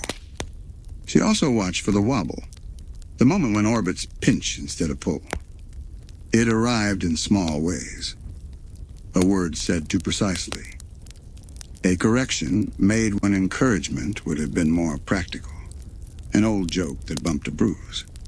She intervened with hospitality. She redirected with joy. She taught the house to play a game called Everyone Gets to Be in the Picture. The house learned quickly. Seuss found new roles for his infinite job description. Assistant, yes. Apprentice sometimes. Translator often. Between the dialects of science and sales. Between turn the knob clockwise and count to 10 and breathe, dude. He built a caddy for multimeters and Sharpies and labeled it with a heart. He didn't point out the heart. He knew they'd find it. Wendy remained the weather vane, catching the earliest hint of a storm, not to panic anybody, just to know which way to hang the laundry. She took Dipper for soda when his brain hummed too loudly, and Mabel for air when her heart did. She offered to Stan and Ford the perfect truce. I'll call you both Mr. Pines and mean it. Town life adjusted like a picture slightly crooked on a wall that decides to hang straight. People nodded at the idea that the Mystery Shack's mysteries might not all be for sale. They came anyway, for the feeling, for the jokes, for the raccoon who had learned to sit on the porch like a bouncer. They bought a postcard and hope. Downstairs, Ford showed Dipper the rift. It pulsed, soft and patient, like an animal sleeping under a blanket of equations. Glass contained it with the kind of containment you give a river. Guidance, not prison. Do not tap, Ford said, smiling without smiling. Dipper did not tap. They made rules. Real ones. Written, not just spoken. 2 sets of keys. 2 sign-offs on any system whose failure mode was town disappears. Bedtimes, even for geniuses. Lunch, even for obsessions. At the kitchen table, Stan and Ford rehearsed the new old routine of brothers. A complaint about toast that is not about toast. A compliment disguised as a grumble. A silence that is friendly. They were out of practice at this kindness.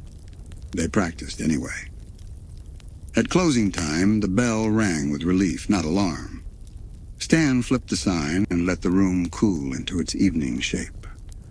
Ford took the night watch and the list of diagnostics that make some people feel safe and other people feel loved, depending on how they are folded. The twins climbed the attic ladder and spread the day out between them on the floor. Dipper drew the rift from memory to see if the drawing taught him anything the looking had not. Mabel drew a boat with 2 men in it and waddles at the prow wearing a captain's hat. She labeled it Practice Voyage. She drew a second boat and labeled it Actual Voyage, Bring Sandwiches. Before sleep, they compared little victories. Today, no shouting. Today, a new story told without anyone leaving the room. Today, a lesson about magnets and a lesson about mercy. The house, satisfied, made the sound houses make when they are full. Slow wood, soft air, the lowest note in a song you like more each time you hear it. Outside, the bell tower counted the hour with a confidence earned. The stars took up their places. The river rehearsed tomorrow. Microhook. Tomorrow will bring games that look like maps, protections that look like unicorn tests, and a choice offered under star-crowded rafters that will ask a twin to imagine a future without the other in the chair across from him. After a long search, the answer sat at the kitchen table and asked for sugar. It is a strange relief to have a mystery put down its suitcase and live in your house. The air takes a new shape. The walls practice saying a new name. The town adjusted with the politeness of a place that has always known how to keep several truths on the same shelf. The bell tower rang at the usual times. No special ceremony. The river continued moving 1 stone 1 inch, which is the unit of progress the valley believes in.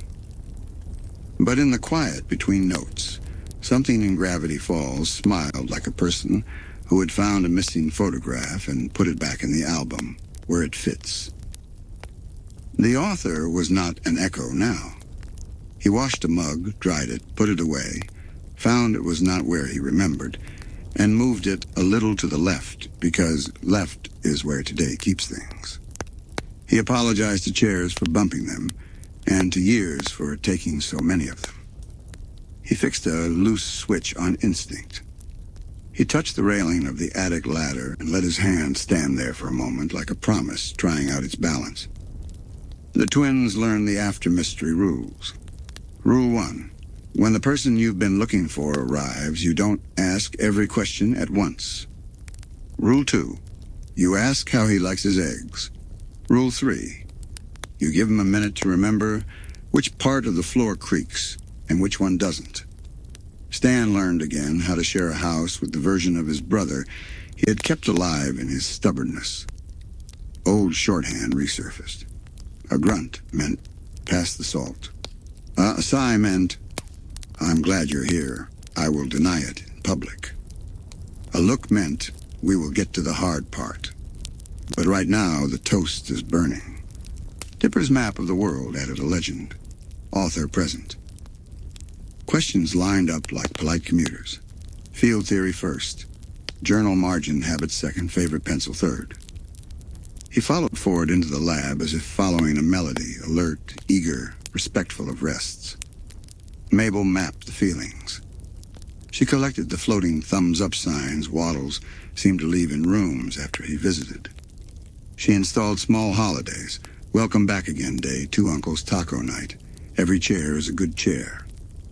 She patched the house with a color the way some people patch a quilt. Small, careful, with an eye toward warmth. Down in the lab, the Rift learned to be a housemate. It glowed softly behind glass that behaved more like a shepherd than a wall. The hum modulated when people spoke beside it, as if listening, not intruding. Ford put up signs that were polite and precise. No tapping, no shouting. Please keep hopes at a reasonable volume.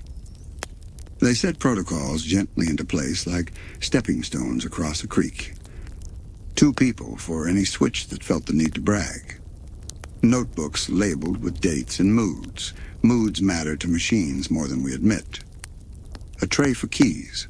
A tray for questions that should wait until coffee. Town errands became more interesting. Hardware store trips included the good washers, which the old clerk slid across the counter like a secret handshake. The diner learned how Ford takes his toast and how Dipper will forget to eat if the salt and pepper shakers are arranged in a pattern that wants solving. Mabel kept a punch card for kindness, 10 smiles, the 11th free, and gave it to anyone who looked like they needed a reason to grin. Even with the author home, not everything landed. There were corners with old drafts of cold. There were sentences that wanted to be said and carefully weren't yet. There were moments when Stan's joke found the bruise and winced. There were moments when Ford's precision arrived where encouragement would have been more useful. They fixed what they could with walks. The brothers walked the length of the porch 100 steps at a time, holding the railing like a treaty. Sometimes they said nothing and returned with the shoulders lower. Sometimes they argued about trivialities because trivialities are safe. Toast, tools. Who invented the idea of leaving the porch light on? And the twins, in the middle of all that, kept tending the day. They stocked shelves in a rhythm that let the house trust them. They explored without poking at places that didn't like poking. They gave names to small things that needed names. Squeak step, good sunspot, almost north corner, because names make rooms feel seen. Somewhere in the margins of the calendar, a red circle that had been drawn weeks ago learned it was part of a countdown. Not a dangerous one yet. A necessary one. Summer leans gently toward its end, the way daylight finds the long way home in August. And the problem every solved mystery leaves behind introduced itself with perfect manners. If your question has turned into a person, what are you supposed to do next? The answer for now was simple and hard. You live. You make eggs. You keep the rift quiet and the laughter louder. At night, the attic practiced being the attic of a house with both brothers home. The boards remembered being young. The roof let a few more stars through than usual, carefully, like a favor. Waddles dreamed of snacks. Microhook. After breakfast, Ford will open a journal and unfold 30 years like a map. The lab will sprout rules like gentle fences, and the twins will learn how to wear safety like sweaters that fit. He did not rush the telling. He took the children downstairs where ideas behave better. He stood near the console, not behind it, as if to show he had learned to sit beside power, not on it. 30 years is a heavy word. He lifted it in pieces. There were worlds, he said, where gravity changes its mind about you every hour, and you must keep your pockets full of small, dense truths just to stay put. There were seas made of light that burned nothing and taught him how the color blue feels about responsibility. There were cities with doors that opened into different versions of the same afternoon and stayed polite about it. He talked about loneliness the way a sailor talks about water, ordinary, omnipresent, worthy of respect. He talked about kindness from strangers who had no reason to offer it, except that kindness is a currency that remains legal tender in more dimensions than you'd expect. He talked about the moment he realized that the voice in his head that called itself helpful had not been written by him, and how long it took to evict a guest you yourself had invited. He did not say Bill often. He said influence and leverage and temptation shaped like efficiency. He drew a small triangle in the dust on the console with a fingertip and wiped it away immediately with his sleeve. Dipper listened the way a forest listens to the first rain after a dry spell. Grateful, precise, counting. Mabel listened like a hearth listens, absorbing the chill from the room and returning warmth. Ford set rules carefully, like plates on a table. Rule 1, the rift is a sleeping animal. We do not poke sleeping animals. Rule 2, anyone alone in the lab must treat it as if they are not. Leave notes as if your future self were a colleague who deserves your best. Rule 3, every experiment must end with a checklist that includes snacks, because low blood sugar is the secret accomplice of bad decisions. He established wards, not the spooky kind, the considerate kind. Copper rings set in the thresholds to remind wandering energies that this is a home. A line of salt at a baseboard, not as fear, as courtesy. Please take off your shoes. Symbols drawn in chalk where you would not stumble over them, but the room would notice. He recommended a regimen for the mind the way doctors recommend vitamins. Journaling. Breaks to look at trees. Conversations that begin with, "How are you?" and mean it. He slid a small card toward each twin that said in neat handwriting, "If you feel watched, tell me. If you feel hurried, tell me. If you feel perfect, tell me immediately." He tested the shack like a doctor checks reflexes. He tapped a beam. He looked along the grain. He smiled at the history hidden in nails. The building preened under the attention and made two small pops like knuckles loosening. He explained anomalies as if telling a fairy tale that had a bibliography. Gravity Falls, he said, is a magnet set just beneath the ground. It pulls at the curiosity in things. Birds with opinions. Clouds that hold grudges. Ideas looking for a trial home. It attracts not because it is cruel, but because it is interesting. We must be more interesting in our kindness than any danger can be in its promise. He stacked journals on the table like chapters in a bedtime story. One for creatures, soft, catalog, free to be themselves. One for devices, temperamental, soothing when handled, prone to lonely beeping. One for warnings, tabbed in red, written calmly, the way you talk to a friend about a habit you refuse to let harm them. Then he did the most important thing. He invited the children to help write the next pages. He assigned them to safety the way some people assign dishes after dinner, efficiently, kindly, with trust. Dipper's list had check marks already, which made Ford smile as if he had found a photograph of himself. Mabel's list included morale and snack rotation and compliment patrol, and Ford nodded solemnly as if these were new scientific terms he would be honored to adopt. They tested contingency plans as a game. If this light blinks, we breathe twice and then flip switch B. If we hear a tone we don't recognize, We look at the person next to us and say each other's names out loud to keep the room human. If someone knocks, and the knock is polite but wrong, we do not answer politely. We answer correctly, no. On the third day of rules, a small argument visited. It was about who carries which key. Like many small arguments, it carried luggage labeled everything else. Stan believed in his pockets. Ford believed in his lockbox. The twins believed in both of them, and between them, brokered a treaty.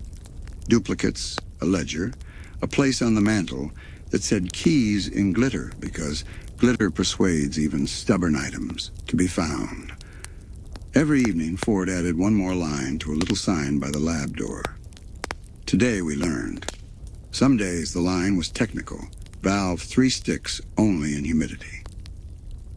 Some days it was personal. We are less tired when we laugh. Some days it was Mabel's handwriting. Waddles respects the boundary tape. Good pig. The town felt safer without quite knowing why.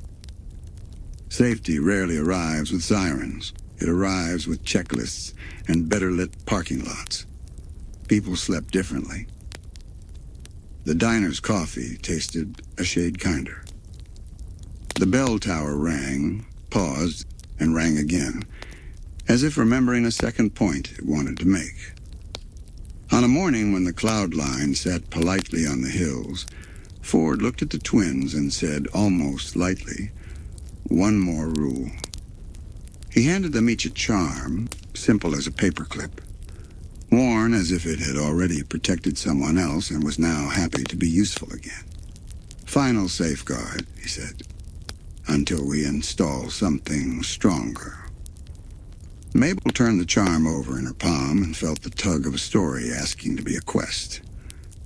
Dipper saw the gap in the system and sketched the bridge the way he always does. Ford nodded at both of them, pleased to be understood in 2 languages at once. Microhook. A rumor of unicorn hair will drift across the breakfast table like a feather. A small expedition will set out as if into a fable, and a house will receive a new gentle shield woven out of laughter and light. Protection, when you make it right, is not armor. It is hospitality. You do not block a door. You open it to only the right guests. Ford's charms were good, clever, well-made, faithful as a lock that never jams. But the valley's magnet had attracted a listener who was genius at talking through keyholes. So the idea rose. Line the thresholds with something that can tell the difference between a knock from a friend and a knock from a smile with teeth. The journal spoke, half practical, half fairy tale. Unicorn hair. Not because unicorns are rare, rarity is a poor excuse for power, but because they are particular. They lend themselves only where they feel honored, not flattered. Their hair keeps intent honest. Thread it in your wards, and your house will know who you are, even on a bad day. Mabel heard unicorn and stood up already halfway dressed for the quest.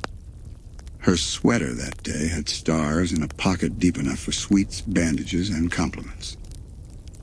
She recruited Wendy for calm, Candy for genius with small tools, and Grenda for strength that does not apologize for being strength. They left a note.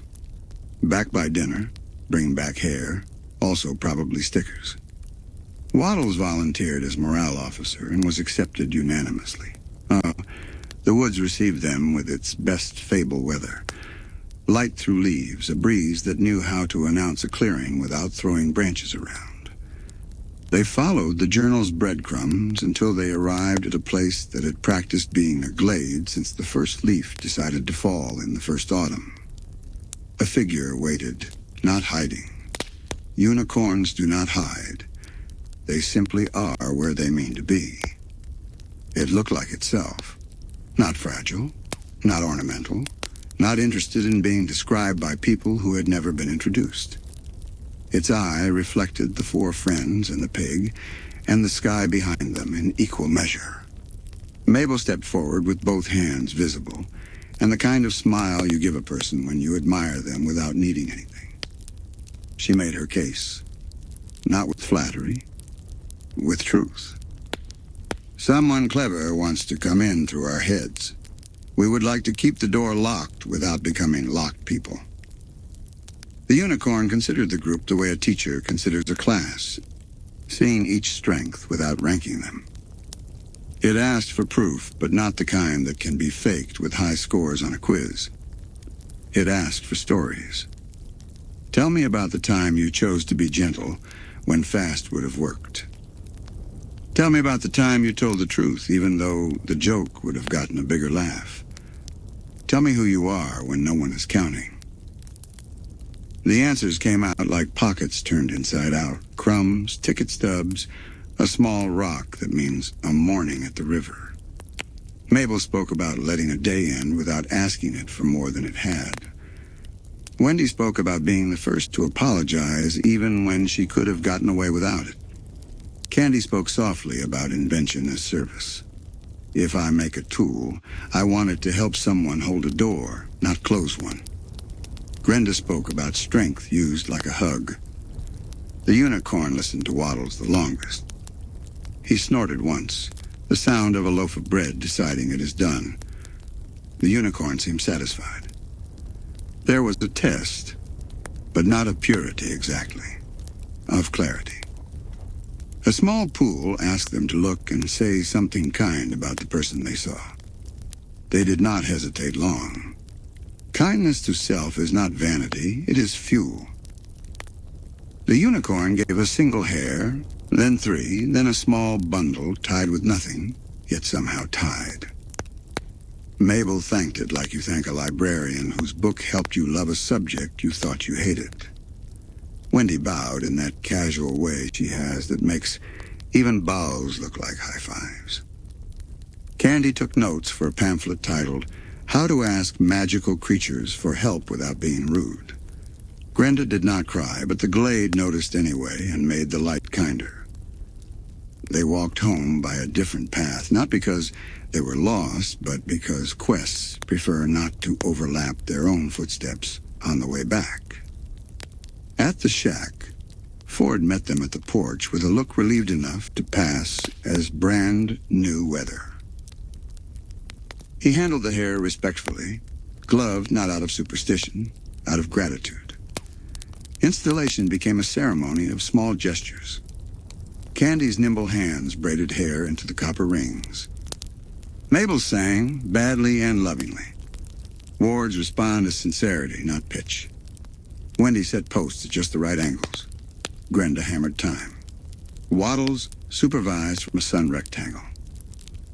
When they finished, the room felt the way rooms feel after a new rug, somehow quieter underfoot. Ford tested the thresholds with a careful thought he was not proud of. The wards declined to let it in. He tested with affection. The wards opened like friends. He nodded, and a piece of his face that had been tense all week let go. He put a charm in each girl's hand. He put a note in each pocket. If you ever doubt yourself, stand in the doorway. The house knows you. Let it remind you. That evening, dinner tasted like completion. Not the dramatic kind. The we did a thing, it will hold kind. They ate in the easy way of teams after games, passing plates, claiming the last roll, telling the story slowly so it lasts through dessert. The valley listened to the shack breathe behind its new veil and approved. The rift glowed as before, but the room around it now had the tone of a lullaby. And because good work invites more work, Ford rested his elbows on the table and spoke to Dipper under the rafters of stars that had come inside with the night. Microhook. A conversation about tomorrow will come with an invitation too big for one heart to carry alone. A carnival of laughs will stir dust and dreams. And a smile wearing a borrowed face will offer comfort at precisely the wrong moment. There are nights made for decision. They arrive without thunder. They set plates in front of you and say, gently, choose. The roof was a good place to talk about later. It kept the distance honest between what you can touch and what you can only point at. Ford brought a blanket that smelled like old canvas and salt air and a thermos that had learned to pour quietly. Dipper brought a pencil and the courage to not pretend this was only a chat. They looked at the sky as if reading Braille. Ford traced constellations into stories that spilled sideways into science. How sailors borrowed from stars. How stars are patient landlords. How maps never end. They only get folded tighter. He spoke about opportunity with a humility that made the word feel like a tool, not a trophy.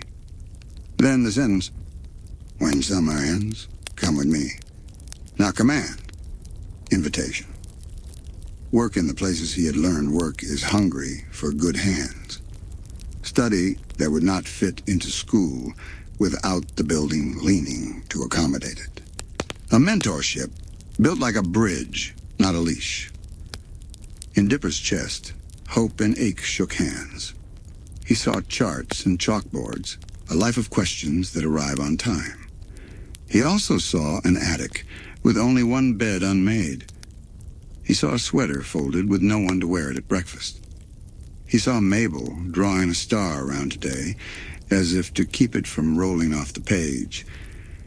He said he needed time, which was true, and also a timetable. Ford agreed. Time, when you ask it kindly, often agrees to be helpful. The next day made bright noises. A fair unrolled itself like a picnic blanket across town. Booths practiced their spiels. Lights tested their blush against the sun so they'd be sure to flatter the night later. People came to buy the last candy of a certain flavor, the last paper hat. The last echo of the song summer had been humming since June. Mabel determined to make the day an album of best-ofs. She scheduled joy like a maestro. Ring toss at 2, group photo at 3. Waddle's appreciation minute at 3:05. Compliments on the hour. She could feel the future tapping lightly on the shoulder and decided to twirl away from it with style. Dipper walked beside her, loving the plan and feeling the seam. He tried on the word apprentice in his head. It fit too well to ignore and not well enough to wear to dinner without tailoring. Ford kept to the shack mostly, calibrating, auditing small things that might be big. He checked the rift's glass with the affection of a person who knows how much a window does for a home. He wrote no new tests today on the lab whiteboard and underlined today. The day went about its business beautifully. Suze won a prize that was technically a fish, but functionally a story. Wendy ate something on a stick that had no right to be that good. Candy and Grenda negotiated a 2-for-1 situation into a 3-for-3 because mathematics respects confidence. Mabel collected smiles in a jar you couldn't see but could definitely feel when she unscrewed the lid, and let a little more gladness out near a kid who dropped their ice cream. Toward evening, the light tilted into its gold voice. That is when offers tend to arrive, when you feel softer and the edges of things are gentle. A familiar figure appeared in the easy mess of the crowd. A friend, a timekeeper, a man whose job title might as well be later. Blendon's face wore the right expression, apologetic, hurried, sure. His words, too. I have a solution, a fix, a way to keep the good without losing the better. He spoke to Mabel in the tone one uses for valuable glass, careful, admiring, a little too smooth. He offered a capsule, a container, a hold on the day. Keep this feeling, keep this age, keep the attic from packing itself. There was, he explained, a condition that sounded like kindness, a small object, a trinket, a round thing that would be safe in the hands of someone who loved the town as much as she did. Mabel's heart flickered. To be 13 without shedding any of 12. To To pack summer into a snow globe and place it on a shelf that never collects dust? It was the vocabulary of a dream. Dipper, 2 steps away, heard the rhythm under the words and did not like its beat. He looked for the seams in the offer and found only polish. Polish is lovely. It also hides scratches. He asked questions, technical, friendly, persistent. Blendon answered them correctly, almost too correctly, as if he had studied not only the facts, but the mood of the facts. Dipper's pencil felt heavier. Back at the shack, the rift pulsed once, then steadied. The unicorn hair in the thresholds warmed slightly, the way a kettle warms before it sings. Ford set down a screwdriver without quite realizing why. Twilight deepened its blues. The fair glowed. Mabel watched families play future-proofing games, win this stuffed animal, and remember this evening every time you walk past your couch. She wanted that. She wanted all of it. She wanted what wanting wants when it is good and tired. Rest without loss. Blendon held out his hand. A trade. Just a small one? A symbol that meant everything to a lab and nothing, supposedly, to a girl who loved crafts. The rift, if it were a bird, ruffled its feathers. The wards whispered to the door, which whispered to the hall, which whispered to the attic, which told Waddles to wake up now, please. Dipper reached Mabel's side at the exact tick when choice becomes habit, if you do not name it out loud. He said her name the way you say someone's name when you are trying to remind the room what matters. He did not make the choice for her. He stacked every true thing they had in a pile between the choice and her hands. Family summer, a pig with a badge, a journal with chalk dust on it, a house that had learned their footsteps. She looked at him. She looked at the person in front of her whose face was very familiar and whose edges were not. She looked at the day, which had done such a good job being a day. She looked at tomorrow, which was not the villain here, only the next page. Her fingers, which are excellent at tying bows and refusing to let go of what is important, closed around his sleeve instead of the offered future. Let's go home, she said. Blendon's expression shifted 1 degree, the way mirrors shift when a light behind you changes. Politeness retreated. Something else, cleverer and hungrier, took 2 steps forward inside the same face. The rift in the lab, patient, contained, fluttered. The wards tightened their weave like grandparents pulling a blanket higher over a sleeping child. They left the fair without drama. Dramas are for later. Decisions are for now. They walked the road that had learned every one of their moods by the way their footsteps fell. They reached the porch that forgives every day for being the day it was. They stepped through the door that knows them. In the lab, Ford met them with a question already in his eyes. They answered him with a look that said the world had just asked them to hurry. He nodded because he had heard that tone of footsteps before, 30 years ago and yesterday. Night gathered itself for weather. Microhook. Morning will arrive wearing a rattle in its pocket. Glass will learn how much it can hold. And the smile that asked for a trinket will come back for more than a trinket, teaching the town a new word said very softly at first. Weirdmageddon. Morning arrived with a rattle in its pocket. Windows showed the same view, then a slightly different one, as if the glass had remembered a better angle. The bell tower cleared its throat and found it had learned a new chord in its sleep. The air said a word it didn't know yesterday. Not loudly, not to frighten, only to report. Change. Reality tried a few new tricks because someone clever had asked it to dance. Street lamps blinked to a rhythm they did not have before. A mailbox yawned and admitted it had been a mouth this whole time only in theory. Clouds folded themselves into improbable shapes and then back into polite ones, embarrassed. Bill did not burst in like thunder. He stepped, smiling, into the place he had been measuring for years, the space between rules and suggestions.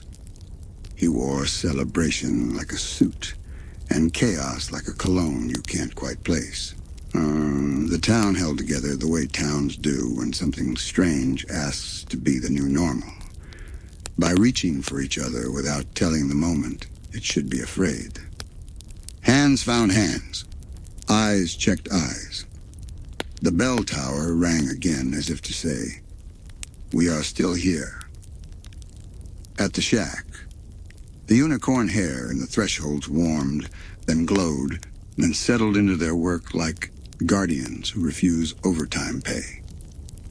The building chose a mood, refuge, and kept it.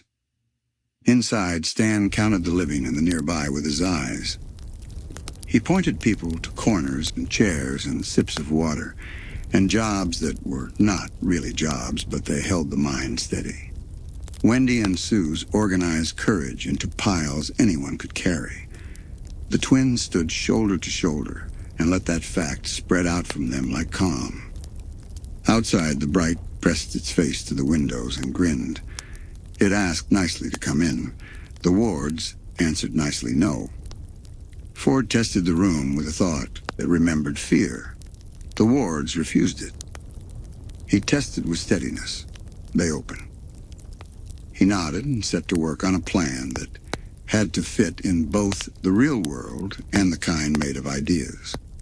Maps appeared on the table, and then strings, and then small notes that said, "Remind me later," because later is the first luxury to disappear when trouble puts on its shoes. Visitors came. Stragglers, neighbors, folks who had been out buying bread and came home to find the world had switched its wallpaper. They were welcomed without ceremony. Chairs made room. Stories were traded like blankets.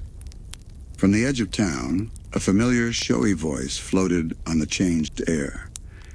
Gideon, who had been practicing a different version of himself in private, tried it on in public. He looked smaller next to the new scale of things. He also looked braver, which is what happens when someone stops measuring themselves with the wrong ruler. He tried to help badly.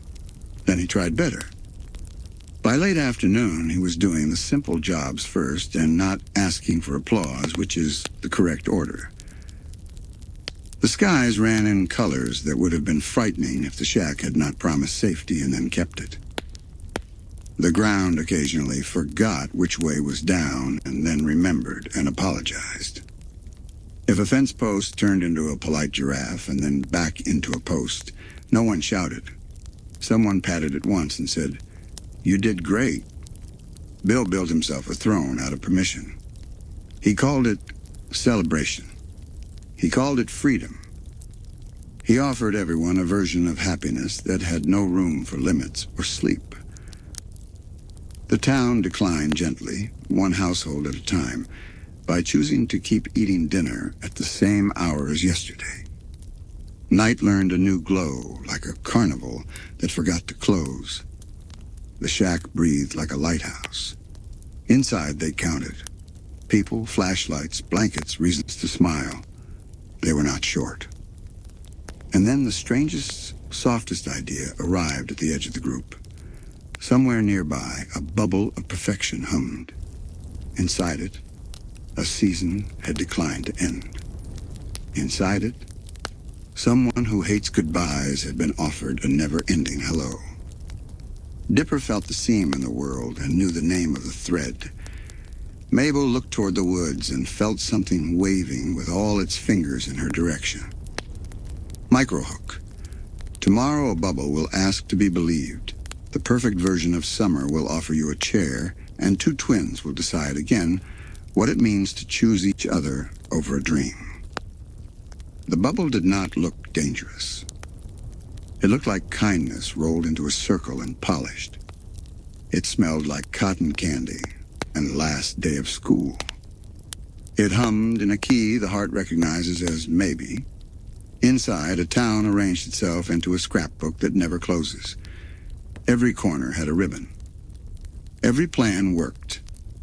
Every friend forgot to be complicated. Mabel saw a hallway of yes, and it saw her and said welcome. The air matched her favorite sweater without being asked. Waddles trotted in with the confidence of a pig who has found the exact spot of sun a room prefers to give him. The bubble said, "Keep this. No packing tape. No weather.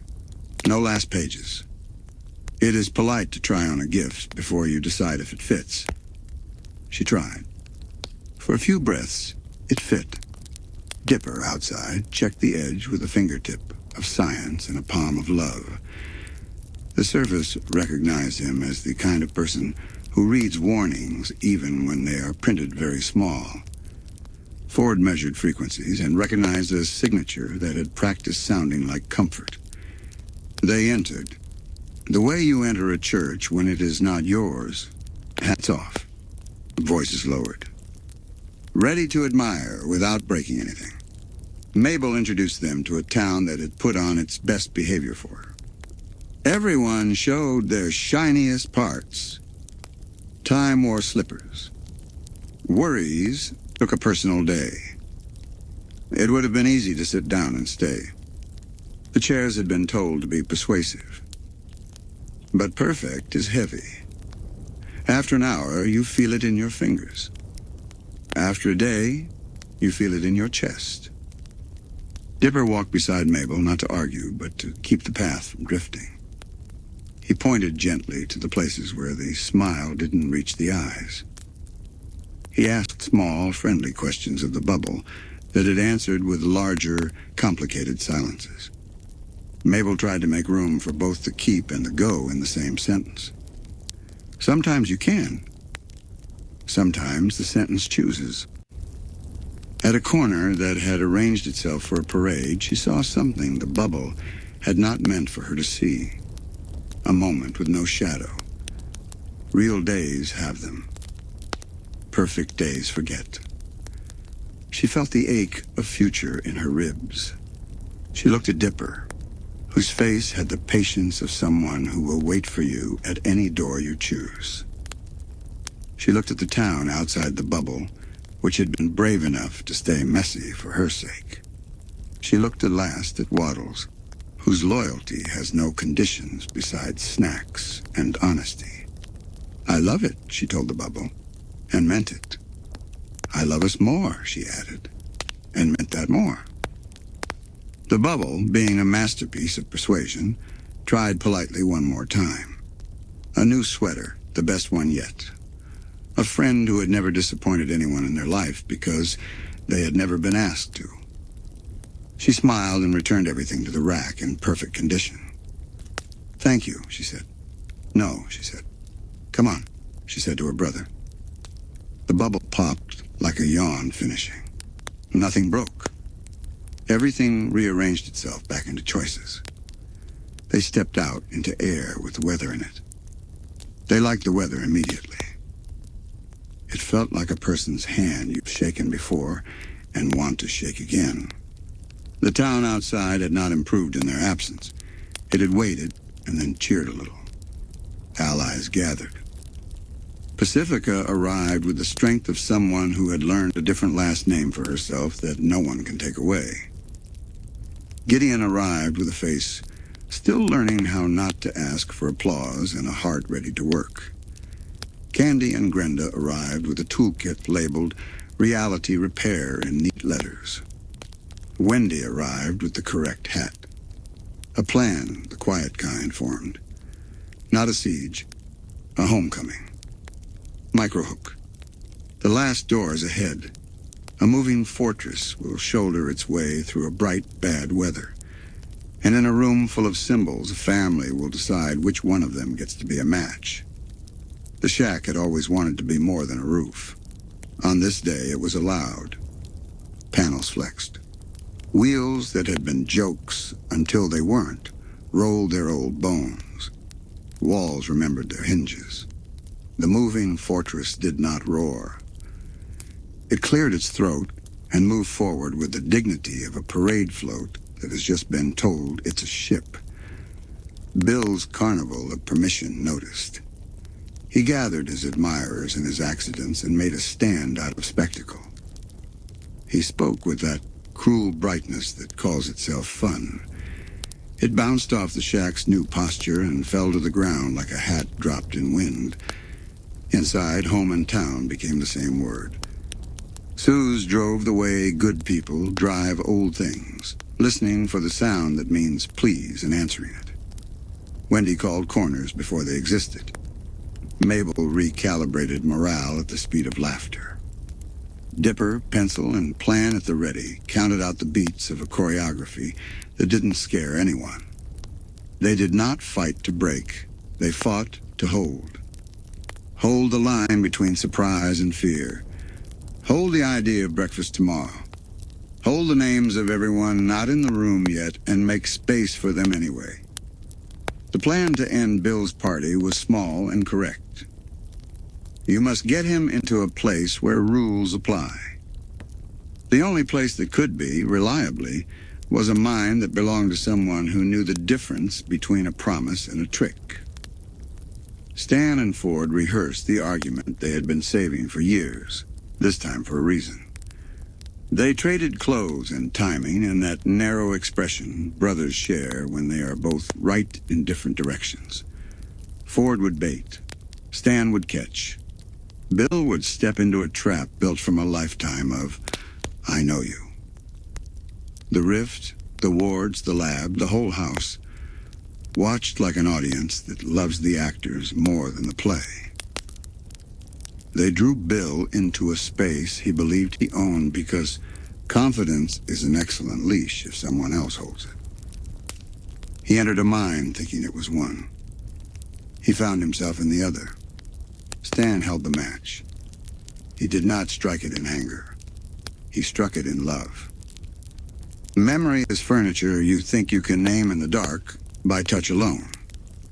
He set it down gently, every item, into a fire that would not burn the people it was meant to save. Bill learned that some rooms refused to be rented. The sky changed its mind about being exciting. It became weather again. Streets remembered their lengths. The bell tower rang a note so ordinary it felt holy. When it ended, it did not end like a slammed door. It ended like a show that bows once, twice, 3 times, and then the audience keeps clapping because they are grateful that they got to be there at all. Smoke curled from journals that had kept more than paper safe. Ash settled on shelves already clean from 100 sweepings. The shack sat back down like a person after a long day, knees loud, heart steady. Stan blinked into a room that had just put itself back on. His eyes were the eyes of a man in a familiar kitchen with the labels removed from the jars. He did not recognize everything. He recognized the feeling of being needed. "Who are you?" he asked the people who loved him. They told him, not all at once and not with panic. They told him like a bedtime story. They told him as if he already knew, because somewhere in him, he did. Memory is not only kept in the brain, it is kept in habits, in how you hand someone a plate, in where your feet choose to stand in a room, in which jokes you will tell in public and which ones you keep for when the kitchen is small and the night is soft. They fed him those. They let the rest come back on its own in small glints like coins you find under the couch when you are not looking. He laughed at a line he invented as if it were new. He held a hand as if he had always held it. He took a key. They let him. He gave it to Seuss. Seuss cried like a roof only he could hear had been fixed. The town gathered itself in layers. Neighbors, friends, people who had only seen each other in passing, learning they had passed each other with kindness. They swept. They righted. They agreed to make the story true by living it, not by telling it too loudly. The statues of the old story learned humility. The new story refused statues. It preferred pies and porch lights and a bell that rings when it is supposed to. Night returned to the valley with its regular stars, still extravagant enough. You could stand on the porch and know without checking where the river was and that it was pleased. Microhook. Morning will come quietly with cardboard boxes.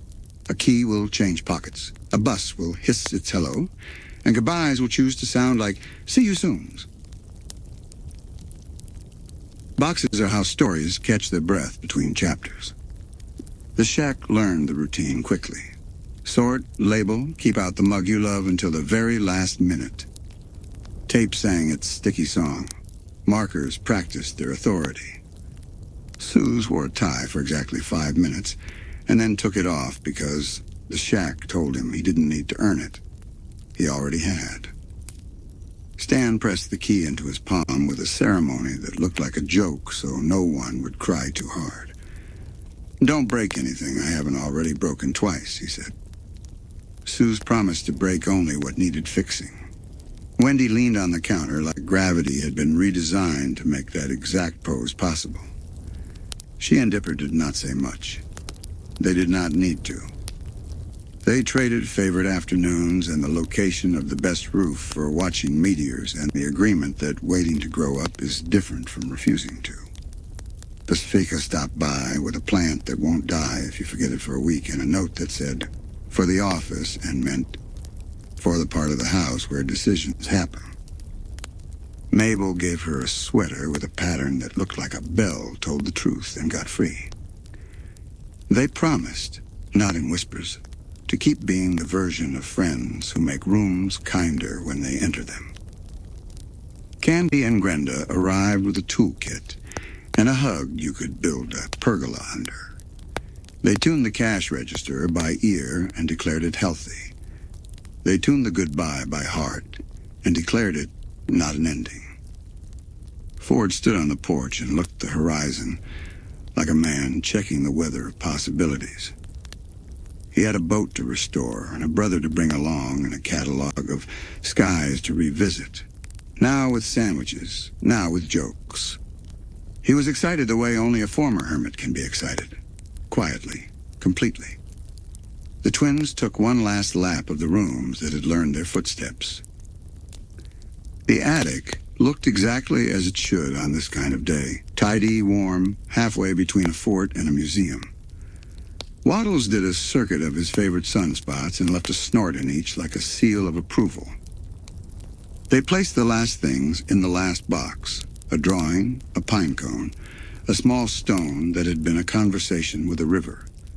They wrote in Mabel's hand, treasure on the top, because truth is a kind of treasure, and so is a summer you kept honestly. Downstairs, Stan pretended not to stand by the door as if standing by the door could slow time. He grumbled about bus schedules and then checked the schedule twice because grumbling is a way of caring when you do not want to scare anyone by saying so. The town gathered at the stop in that unorganized, perfect way towns do. Not everyone. Enough. The bell tower rang once, then once more. Just because. The bus sighed up to the curb and opened its doors with the courtesy of a librarian. Hugs are not measured in seconds, but if they were, these would have been the correct number. Suze lifted. Wendy smirked kindly. Pacifica kept her chin steady and her eyes braver than last month. Candy promised science.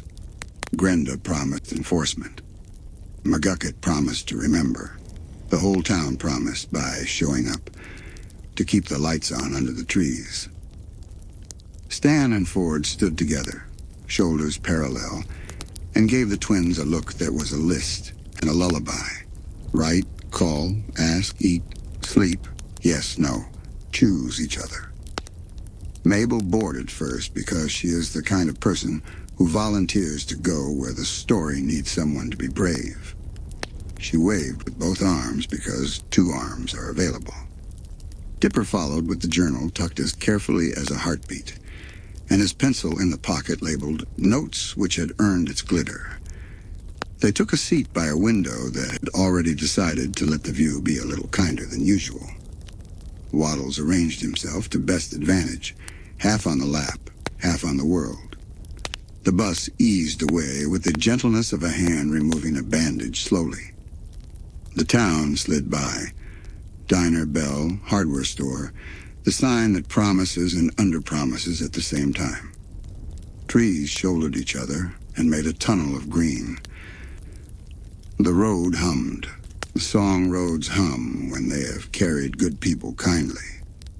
They did not speak for a while. Silence worked the room like a gifted host, making sure everyone had what they needed. Mabel finally sighed a contented, complicated sigh. Dipper unfolded the last page he had saved and wrote, in letters that were calm because he was summer, complete. Questions, ongoing. Home plural.